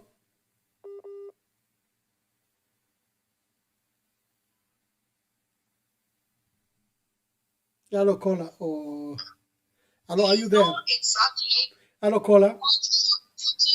Hello, good evening, my brother. Yeah, please mute the other device and tell us where you're calling us from. Hello? Mute the other device and tell us where you are calling us from. Okay, I'm calling from Zambia. Yes, thank you. Make your contribution. Yes, I just want to make a comment on the previous caller who requested you to watch out to attack the president. Is that man a Zambian or is he a foreigner? He's our dear brother. He lives in Namwala. He's a regular contributor to this program. Was he there in Zambia when our current president was? Yes, this is what I'm saying. Was he there when the president himself was attacking the former head of states? Why didn't he request the current president to tone down? I'm seeing there's no opposition who's attacking the president currently. That man was bitter when he was in the opposition. He was very bitter. He called the head of states all sorts of kind of names. What wrong did you make with your statement? There's nothing wrong. And you clarified. These friends of ours, they want to behave to be whole today. But they can't watch their backs. Also disappointed to hear such a statement from our own brothers. That is my contribution for comment. Thank you very much. Thank you. Thank you.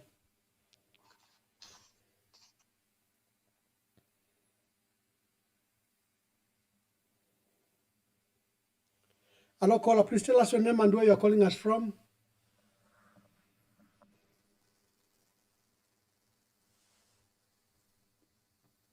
Hello, caller.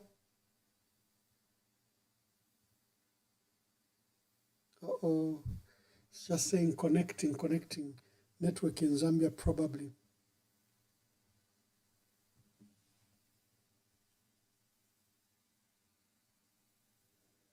Yeah, you can call back.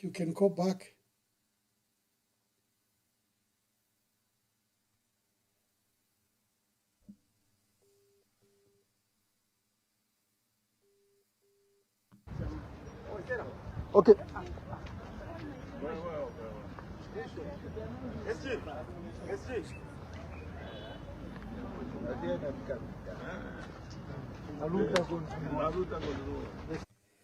Hello, caller. Please tell us your name and where you are calling us from.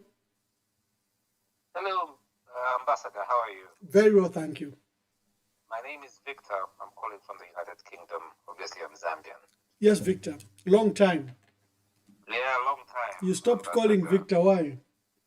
Nah, Ambassador, you know how these countries are, where we are. We need to work hard. We work hard. We have to make sure we are utilizing the hours. But then, Ambassador, today, I won't lie, I actually shed a tear when I read about Bakambwili, and I just can't believe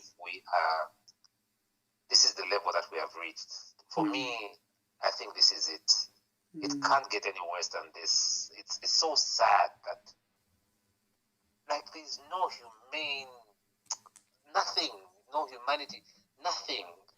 You know, I can't even seem to describe what is going on. Like, is this my country, surely? Is this what we have degenerated to? It's so sad. Yeah. I have got no words. I have absolutely no words. I don't know. I'm just hoping God. I don't know. I don't know. I don't know. I don't even know where to start from. Let's continue to pray for our country. I know we are all feeling the same. The Lord will come and emancipate our country. God bless you, my brother.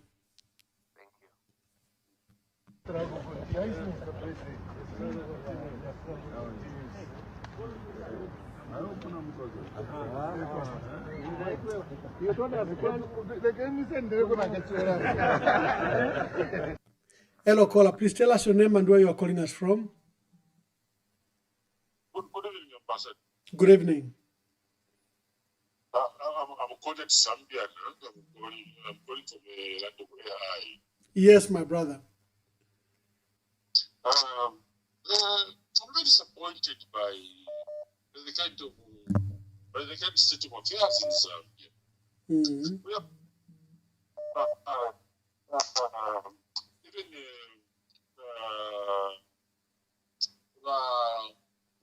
Wakambwili has been rearrested. No, there are things that are so disappointing that we have seen the current president when he was in opposition. Even these things that we are calling seditions now, whereby there was a time when he was saying, he was saying that the government of Zambia has sold the land of NNPC, sold the NNPC, or was saying, but nobody took him to task. But it's so disappointing that now people are being, I don't know. I'm short of words. What is happening in Zambia now? It's so disappointing. I don't even know what to say.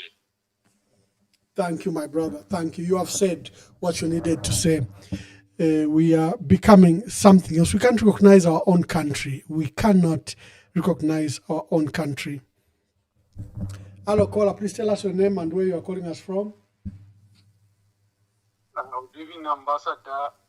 Wera na kambini bamunkonga Emkwa iba munkonge. Ambassador, first amashu ya kwisa kulimwe. Ambassador mumone fyo mwagomba kulingana nokotwa mwavushisha i platform. Ne amafruit sale fyo muri platform yambya ko ite mumone na fimone kale no ndero mba kulimwe Ambassador. Barando ko eba kimure pepa no kuyiruka.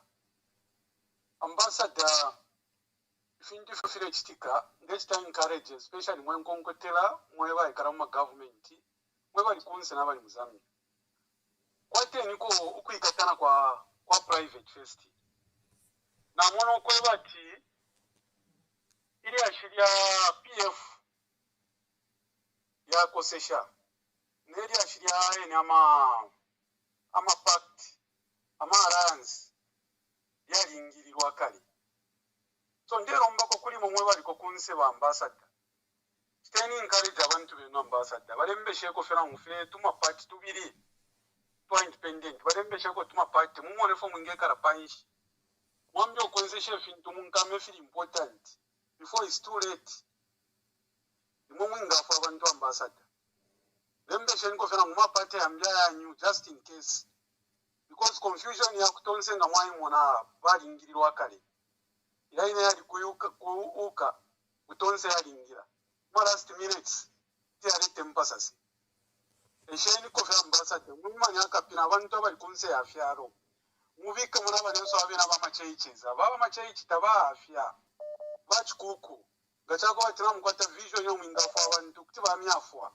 steni li organize lili neno mbali na abantu tabashupili yawe abantu balerolera fyo kumona urubutoko lurefuma ngakurolera fyo tikale fifine aho nishtora posa bena Zambia pansi lembeshe nko tumapate to anyuba ambassador mwambe no kuranda mari asha munkama abali kunse afya rwabenga chitafandi bengi na abantu bamwe ababena abalerusha bukateka na bufestra ndeni kona bena convention ibere ko kunse before kura convention kwa ya muku chitafya announce kwa ya mukusalirawo ababale itungo okuteka ambassador bonse ababale ranga abaho mention kwa mboko wabika panshi bali ino ine inshita babombere kwa bena Zambia basonte ko fyo muntu umu wararubura bena Zambia muri problem otkwete because ntatkwete omuntu umu abantu bakafira okusara abantu barafurungana so weekend abantu mu direction na muni new party abantu abashupawe ama structures kale abako mwabura fya ama structures yalia mwapera new party tie bwafyawo ni 1 week ni shine no rwimboro wa mu Zambia na abantu already na bamba kwati ni new mwafusha kone misepere ipate ile isa kwei mwabeba wonza bakarambaba babure misepere shikwete kwa mano sho bakashita ama adoption ngachabe fyo tapali chili chonza twingafirwawo so bombere nipo ba ambassador munkama not pa social media not kuma media mbeni ko kubomba ko munkama muranisha bwino sana mwese mutumbure ne chintu ichako bachichatuafwa thank you Amunkonge ambassador nini shwate tumufirwe kwa hiyo Natasha wa Munkonge, thank you very much for your proposal. We take. Hello, caller. Please tell us your name, where and where you are calling us from. Thank you very much. I'm calling you from Dar es Salaam. Yes, my brother. To be anonymous. Please make your contributions. I hope to be anonymous. Am I clear? You are very clear. Thank you very much. We are in terrible mess in this country, as you have heard, Ambassador Emmanuel Mwamba from all the calling. This man has made it very clear. You have heard him, and you see the goodness of this man. He doesn't hide. He doesn't hide. He's very clear. He has made it abundantly clear and public for everybody to hear. He says that he came there specifically to fix PM. Nothing else. And he personally makes sure, he makes sure personally that all PF members go in. You heard what he was saying on Honorable Marangi. Therefore, it goes without saying, he is properly in charge himself. That is what he is busy doing in the State House land. That is why he took the Anti-Corruption Commission, all Drug Enforcement Commissions, he put them in office under himself. That is what he is doing. When he tells you he's a busy president who is working hard, that is what he is busy doing. Because people are wondering, this man is saying he's working hard. What is he working hard when the price of premium has escalated? Everything has collapsed. He is working hard in making sure that all PF officials go in. are saying is that I pleaded with him. Say, my brother, please, my brother.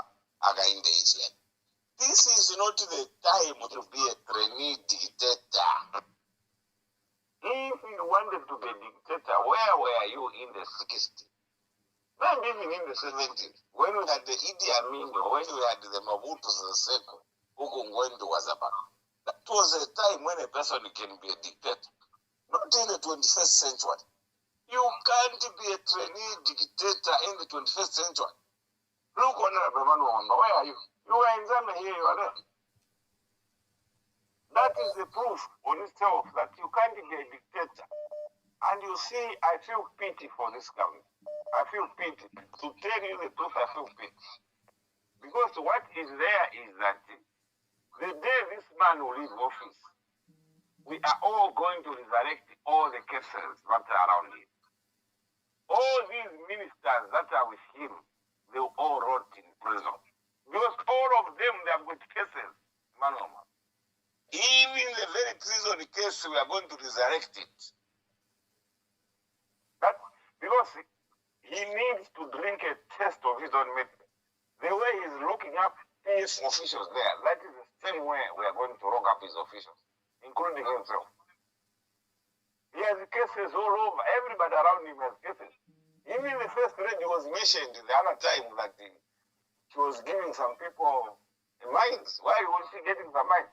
All those issues, they are going to be investigated. So I don't even, and that's why we are appealing to this opposition. As it is now, today, the rigging machine has already started. I've been around for some time, you know, my Honorable Maloma. I have never seen an election being handled like these elections that Mangalazarones and Madron Spence are conducting. Today, Freddie Membe visited the police station in Bahrain. Going there's absolutely no one.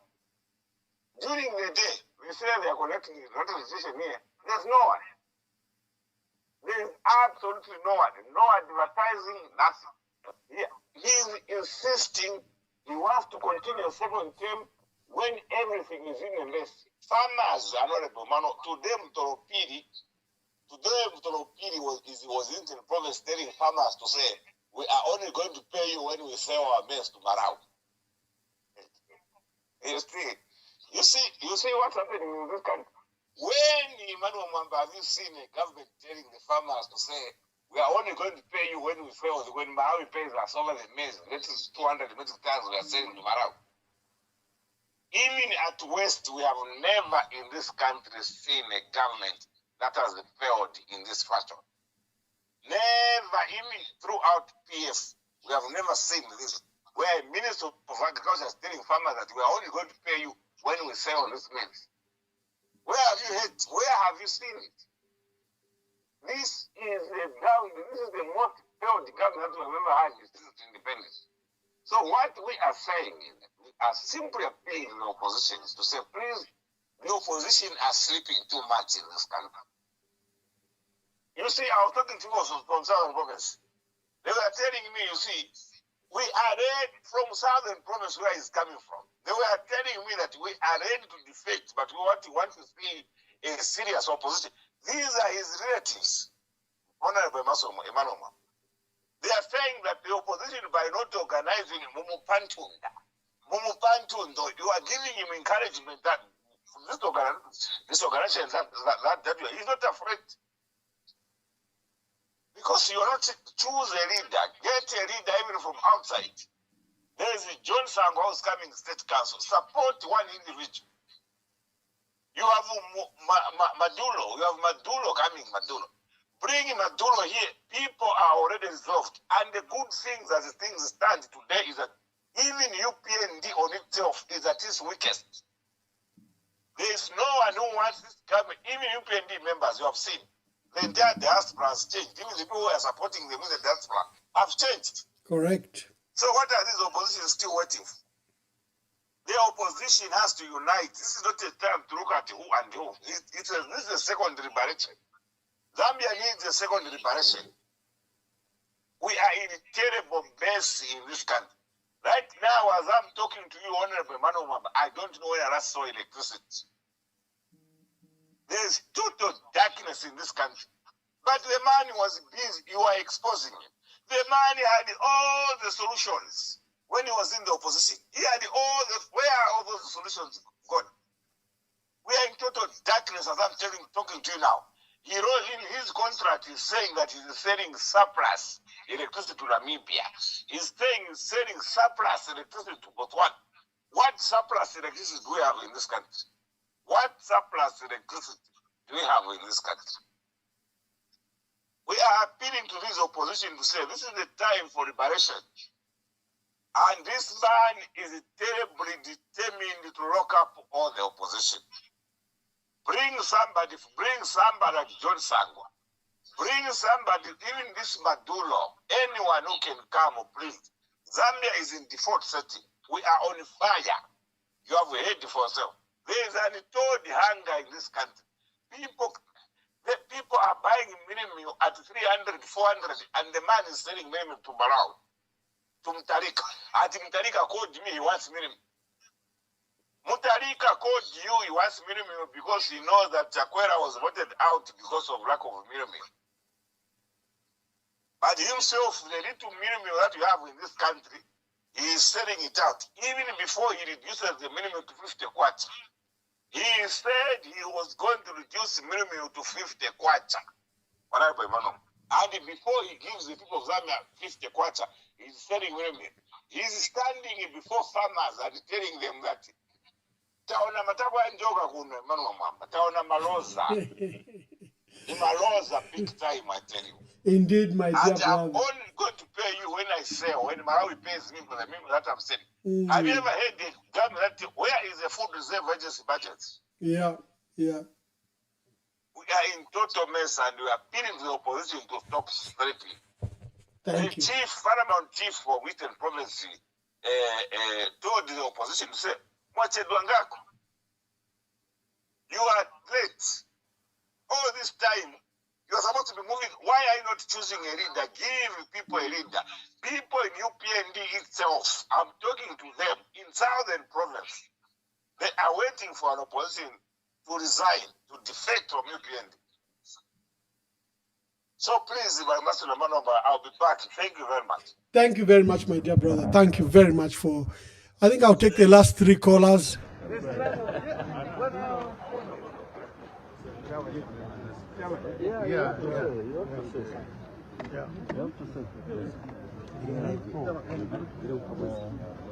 Let him say something quick. All right. It will be well. All right. Yeah, let's do it quick. Yeah. Right. You have your Bible? Yeah, I have my Bible. Yo, Tulifia Buinoshan, please call her. Tell us your name and where you're calling us from. This is the Mwamba from Livingston. Yes, Mwamba.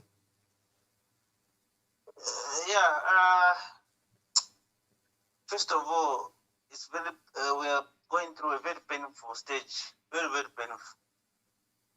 The imprisonment of the Secretary General, Honorable Nakachinda, also the arresting of Honorable Chimbakambwiri.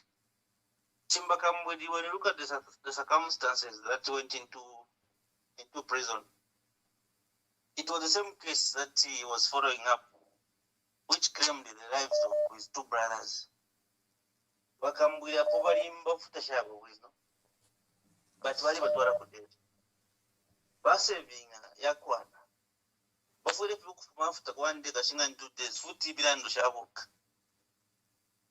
Bana kachindo mulandu baya kujeri omulandu. Ifundi kali lyabali beauty lyali minikashi tataka omulandu wafilia. But ba kujeri. Twaisa kuri ife batritire ba Edgarungu bali bakenyo kuya kuchipatala. Ubushikubaile kuchipatala. Uwa basuminishe obadindire passport. Bali mutanfenjito. Ero munabo alwere tabaire ku hospital ero bafuire tabaya ku no get announced after 7 days later on bambo crema bond bamwamba takwaba development ebarangisha pama billboard development ya background opposition bakwete te wale twala kujere opposition bakwete mazambians so bakuru kwishiba noti abo abantu badeka kabo opposition iri ku mazambians that's why banakachinda barandira kwebo kutirati ina ngumputira ma pieces ama pieces yonse era kwataka no era mbokulanda. And this is exactly what they are doing. Already, people are stressed in the economy. And for them, but if we win my elections at all cost. 2021 we winning my elections. We were in democracy. Tabale bachitirepo if wachitaba napo. Balungu basa stand over power buno. Kwabula nokatiriza power. Muntu wachinga fe muntu fe wa straight tingali tasha. Number this is 2025. Washaru mwaka umubali ya 2026.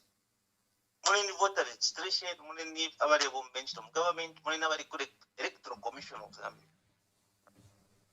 Thank you, boss. Thank you, mate.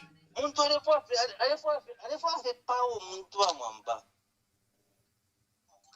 Nombo mwenso bakwete kanchi, mwenso washani kanchi, mwenso washani. Tuzivi shipibalila nganomba mwenso oyu. Mwenso bakwete oyu. And what I should tell them is that umwenso bakwete ba boss beswaba. Ababantu barekaka, baretina sana. So, baretina sana tabara kwa. Kishinga baka baratwara banga kuchifungu banta pabonzo nombai. Para kuchifungu. Evo barifwa. Uteka abantu. Not abantu babe kwati bashaka uteko. Uteko bashani wo. Ufwa abantu babo barechula. Development is zero. Eto development pa billboard. Regionalism is full. Amalite the distribution food line. Type sana. Barechula kuisa kanchi mwa abantu wakela charo. Thank you very much, Emmanuel. Thank you. Caller, please tell us your name and where you are calling us from. Hello, caller. Hello. Yes, caller, please tell us your name and where you are calling us from. Hello, good evening, Emmanuel Mwamba. This is John Oscar. I'm calling from Italy. Yes, sir. Make your contributions. Thank you very much. I've been listening to the program and I've seen this morning what happened in our country. I have to say that I'm also I've been a sad person. I couldn't have expected to hear the sentiments of the people. In this world, people are very sad.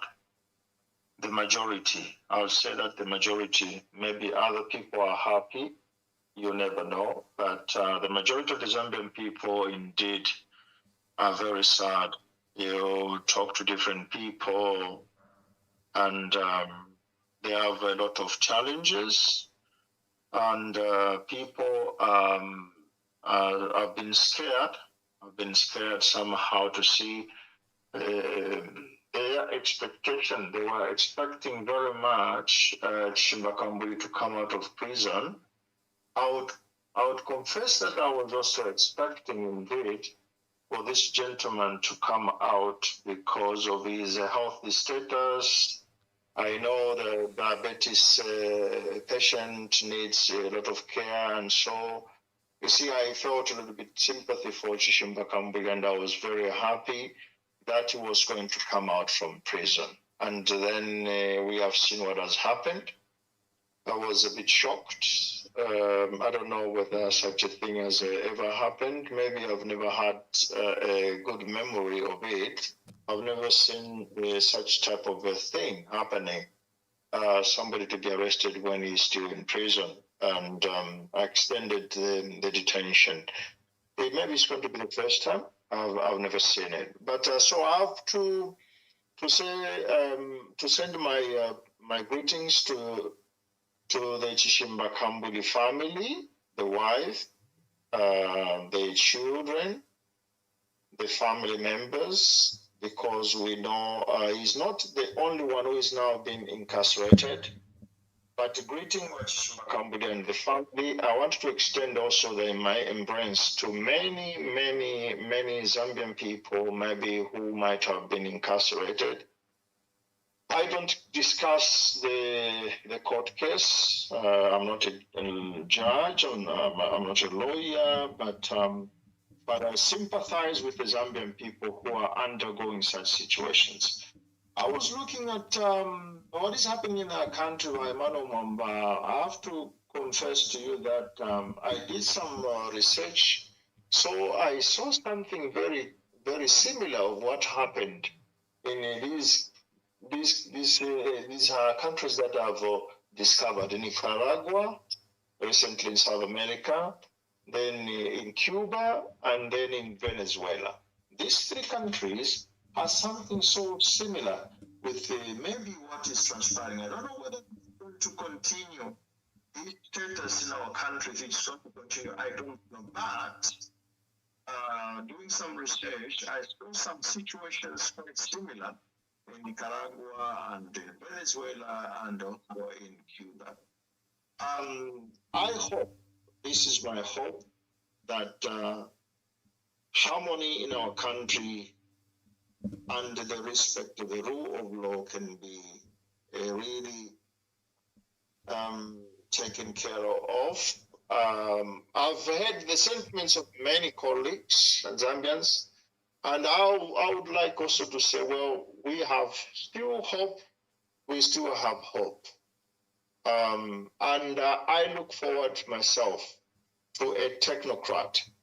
If this government is maybe targeting the politicians, former politicians or politicians who are even active now, probably now it might be a time for a technocrat in Zambia. And on that reason, I have to bless the idea of Council Sangwa to come into active politics and offer himself as a possible solution to what is going in the country. So I bless the idea of Council Sangwa, and our wish God can protect Council Sangwa. Probably God is showing us, all of us, the Zambian people, that we might need a person who is apolitical, a person who is a lawyer, renowned lawyer, and a respected citizen of the Republic of Zambia. So that's in the bad news of today. I think the good news also is that maybe God is showing us. He's showing us as Zambians that, okay, I've given you one of your colleagues who is Sangwa, and I think I would contemplate very seriously about this figure as a solution in the near future in our political experiences in Zambia. Thank you very much.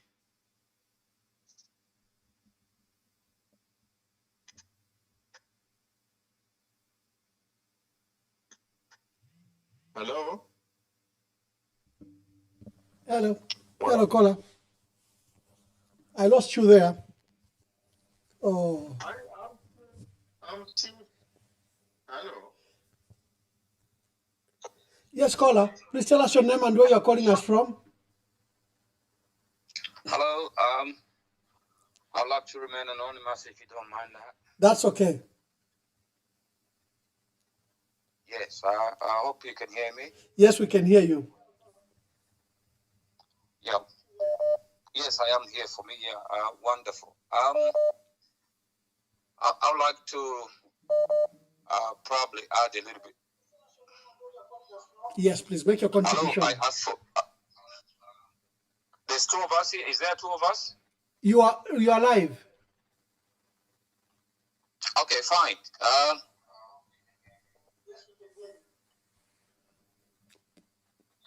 My brother, proceed to make your contribution. You are listening yourself from the other device.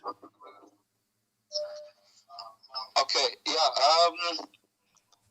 I like to add my voice to this show that you have, the verified thing, Mr. Mwamba. It's a good thing, and you've been doing a very good job. But one thing I would like to tell or contribute about is the fact that these leaders that are being persecuted, they are the ones that are supposed to talk for us. And apparently Zambians are looking at the fact that their leaders are being taken one by one, and they think they have no part to play. This is where everything puzzles me, because the wider part of this country are the people, not the leadership that we have. There's only a few leaders, and the rest of us Zambians are virtually quiet. It's probably an element of fear. I don't know. That's why we are complaining, because we think there's nothing we can do. So the complaints keep coming. I don't hope I'm being heard. Yes, you can hear you. We can hear you. Yes, the complaints keep coming bitterly because people think there's nothing they can do. Democracy is not just for a set of politicians. Democracy is for all of us. I'll get back to 1988, before the signature of the referendum came in. People took to the streets. Of course, in that kind of way, there was a lot of things that were off, but at least they took to the streets. But if we think we cannot do that in Zambia and just hope in 6, 7, 8 people as in political parties, then that becomes very wrong. Then we are probably saying yes to what is going on, because we can't just sit here and start complaining. The other issue is it's very difficult to make structures of a political party. I'm sure if people don't know that, they should be able to get to understand now. A political party, it's a movement, it's a belief. People believe in certain ideologies and they follow them. So to shift all of a sudden, it does not take the masses that are being led. It takes the leadership to shift the people's mind, because it's in this ideology and the leaders that are apparently leading them in whom they believe. Let me give you a critical example. Edgar Lungu shifted the PF because he saw that the paperwork was taken, hijacked by the current leadership and given to then Mao Sampa before he came back to the fold. So when that thing happened, Lungu read. Of course, we heard that some MPs were saying, no, let's give it a try to go to the courts. But he said, look, if somebody starts playing around with laws, is not afraid to juggle with laws, then he's very dangerous. He said those words. Then he's a very dangerous person. You never know where it's going to end. This is what he was saying in show. So now, he chose with the Tonsi Alliance leadership, they chose New Congress Party. You see how it was easy for the rest of the structures to follow suit. So it's leadership that help change the people's minds to go and follow the next other leader probably, or the next other party that is being chosen. So all these leaders coming up, people are talking about John Sangwa. It is difficult. He's saying 1 million, but still we know that 1 million cannot win him a vote. He has to have structures. Michael Sata took him 10 years to get those structures to climb to get to leadership. probably now we're in a more deeper crisis than we were in MMD. It could take 3-4 years to get to that kind of structures. So these leaders that are coming up, they should not just shun the ones that have got crowds. They should be able to be friendly to them. I like thinking I'm going to do it all by myself. This is not time to do it all by yourself. You should show some alliances somehow, probably, no matter how tainted the names can be. So people, the new leaders that are coming up, they should show alliances. The Kasonde Boendas have been at it for quite some time, probably 2 years. He hasn't got such a large following. You understand that? He should show alliances to some others that are in existence and that can command structures. Being alone at this time won't help. Okay, we all know where this is going with leaders that are popular. Already they are going to prison. Leaders that can put in ideas and people can follow. We've seen what is happening now. And it's not going to stop. It's not going to stop. So the next other leaders are the ones that are existing. The faces of BF, we've seen there's Honorable Given Luvinda there. There's Honorable Mundubile probably. These are the faces that we have at the big guns, as per se. You are actually in diaspora. You're one of them. These problems might also be heaped on them, and they go to jail. Then what? That's why it is imperative that these others join the fold. Okay? They become replacements because at least they've shown some courtesies to these very people. It will be easier that way, unlike beginning afresh 6 months down the line to an election. Thank you, my It's going to take brother. everybody else to be jailed. Thank you, my brother. Let me take my last call. Father, you got cut there. Please make your contribution so that we can then, wind up the program. Yeah, yes, Father. You got cut. Yes. Thank you very much. Okay. I was just saying that. Good evening, everybody. Maybe some people that followed my conversation. I was saying we can perceive indeed the sadness in most of the Zambian people. Many of the Zambian people, they have expressed sadness. Sadness in the first place regarding this gentleman, Chishimba Kambwili. What has happened, everyone was expecting. He's a Seki person. Everyone was hoping that now he could come out and go and take care of his health status. So now just to have heard that Chishimba Kambwili has already he was supposed to come out maybe tomorrow, and then we understand that today he is again been arrested. Indeed, it's a sad, humanly speaking, I felt hurt. I felt very, very sad. I felt pity for the wife, for the family, and for Chishimba Kambwili as well.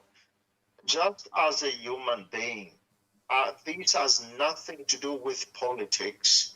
This has something to do with humanity. And I personally, with the vocation that I have, to speak for the less privileged, to go and visit the people who are incarcerated, to go and visit the sick people, I feel like it's my moral duty in premise. And that's why I feel really sad, because we needed to visit these people, not only Chishimba Kambwili, but all the Zambian people who are in hospitals, in clinics, all the Zambian people who are incarcerated for various reasons. They deserve to be visited by us. They deserve. Even our Holy Father here, the Holy Father goes into prisons. There's a prison which is called Gemelli. It's called Gemelli. Gemelli means twins in Italian. There is the biggest prison in Rome, which is called Gemelli, and the Holy Father goes to the prison to go and pray with the incarcerated. He goes into prison to go and visit the people are incarcerated, regardless of them belonging to any religion, culture, anything. But it's humanity, it's empathy. So that's why I am sad again. But that said, I would say that, you see, we have to look, God is speaking. God speaks through the people. God has spoken through the sadness of the people who have expressed. Since you started your program, Mr. Emmanuel Mwamba, I've heard almost the same voice from the people, apart from one gentleman who called from I don't know, from Monze or something like that. But apart from that gentleman, most of them, they have expressed sadness. It's a bad day. It's the dark day for our country. That is my opinion. That said, I have to look on the other side of the coin. What is God telling us as Zambians? Again, this is my opinion. God is also showing us, probably, this is a time for a technocrat. A technocrat might be a person that does not belong to a political party, and that person who can be a figure that unites all of us. Some of us who are not politicians, but we are patriotic Zambians, and we like contributing to the welfare of our country. So I think God also is trying to speak to the Zambian people. There is this gentleman, Sangwa. I hope he is going to be served, and I hope he might not be also splashed with something which I don't know. I hope. This gentleman, according to me, God is telling the Zambian people, look around, listen to me. People are speaking, and people are speaking to the politicians. If most of them, they are going into prison, who is going to free them from prison? And imagine Sangwa is a renowned lawyer. He is a responsible citizen. He is a professional. He is a respected gentleman. Why can't we start reflecting seriously as Zambians and ask God's wisdom if He is indicating to us something which is before us? This has nothing to do with politics. This has something to do with the questions that Zambians are posing, what is happening in our country, and before us, according to me, God is also showing us the response and the solution. Thank you very much, Honorable Emmanuel Mwamba, and keep up your program. You are doing a great service. We feel very free to come and interact and to speak on your platform. Continue this. God will bless you. God will compensate you. You are speaking for millions and millions of Zambians. Silence is loud. In our country, the silence, Mr. Mwamba, is very loud. Thank you very much. Thank you, thank you. That was Father Oscar Mwansapombo. Was our last caller. We can be this side. Okay.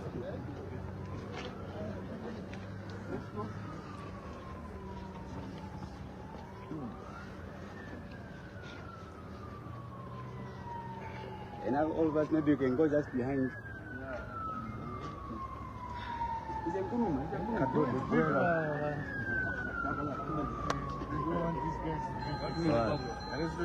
So, honorable colleagues,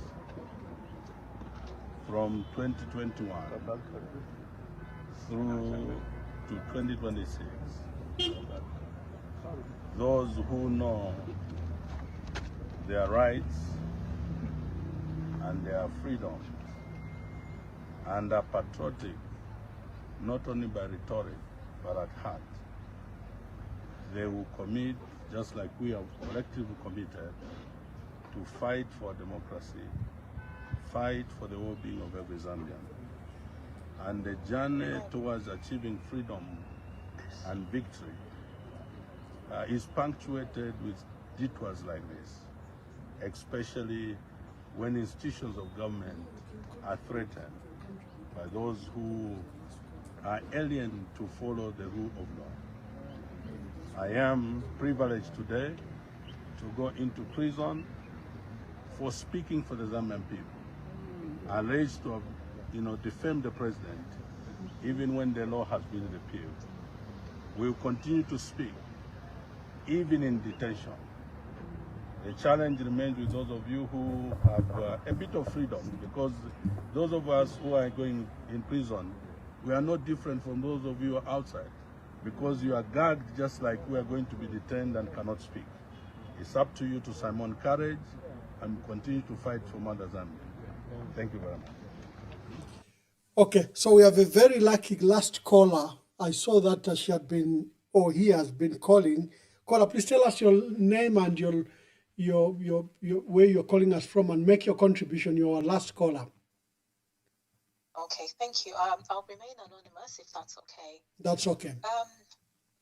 Okay, so the thing I wanted to add my voice to is that I think it's clear from the things that we've been seeing going around the country is that the person that we have in leadership unfortunately, lacks integrity, he is dishonest, and he's not fit to run our country anymore.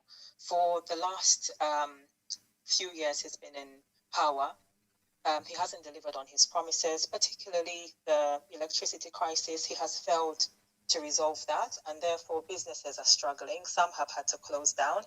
And I would pose a question to Zambians who have suffered these consequences of a failure in resolving the electricity crisis.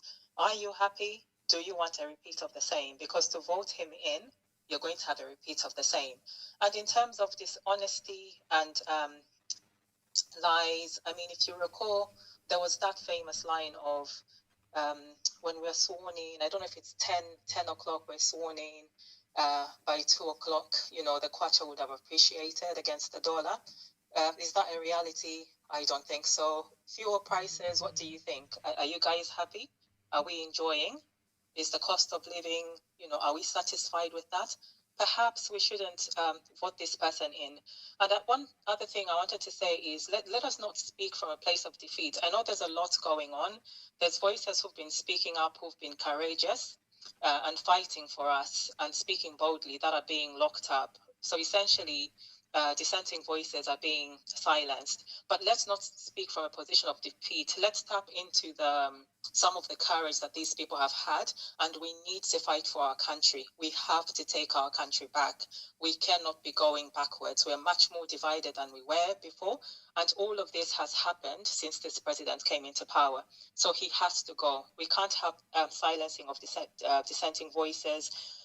We can't have someone calling for reconciliation at a day of national prayer and fasting, which he previously called a useless day of prayer. So the two do not agree. And for me, this looks like something that he was advised to attend, because if he previously thought of it as a useless day of prayer, what has changed this time that he had to attend it? It's just for optics. It's one political move. He's probably been told you're like 20% on the ground.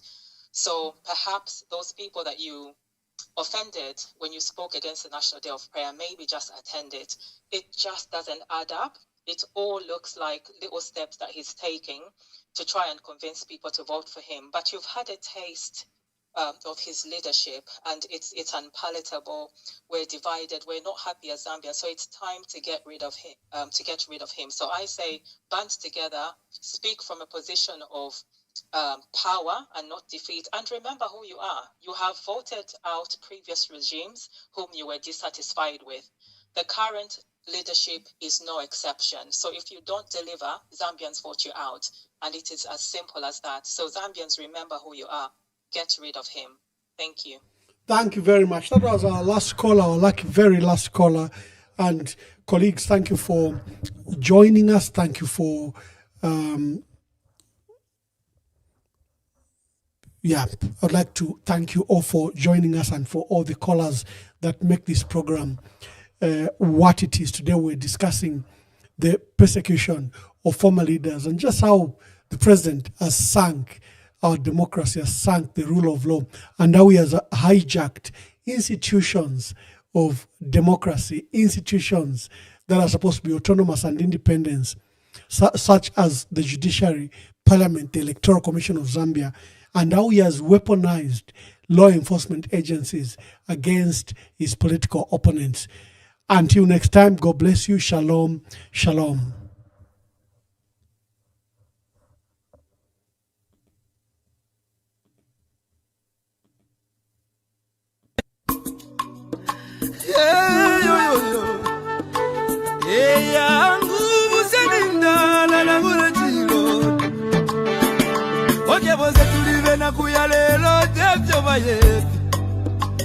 Amitapendwa ya vintu ifisume vyoza kula kuivukisha kana depotimo wimbo wa temenu wa katongi abazunga batita katongi na kula kuivukisha kateka kaibukubuna kapona neseko syove pameso yangu ama umebaya iyaba baume ya iyaba baume kateka wabantu twakulira lelo twakulira shikakukonke milimo shove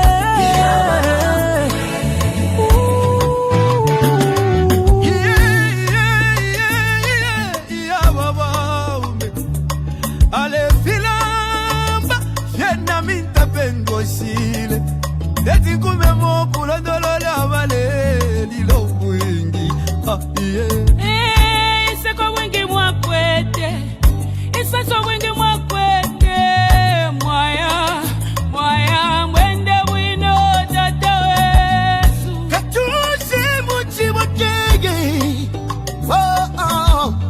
Wali bomba kale Lomba mwatuja tuleli laki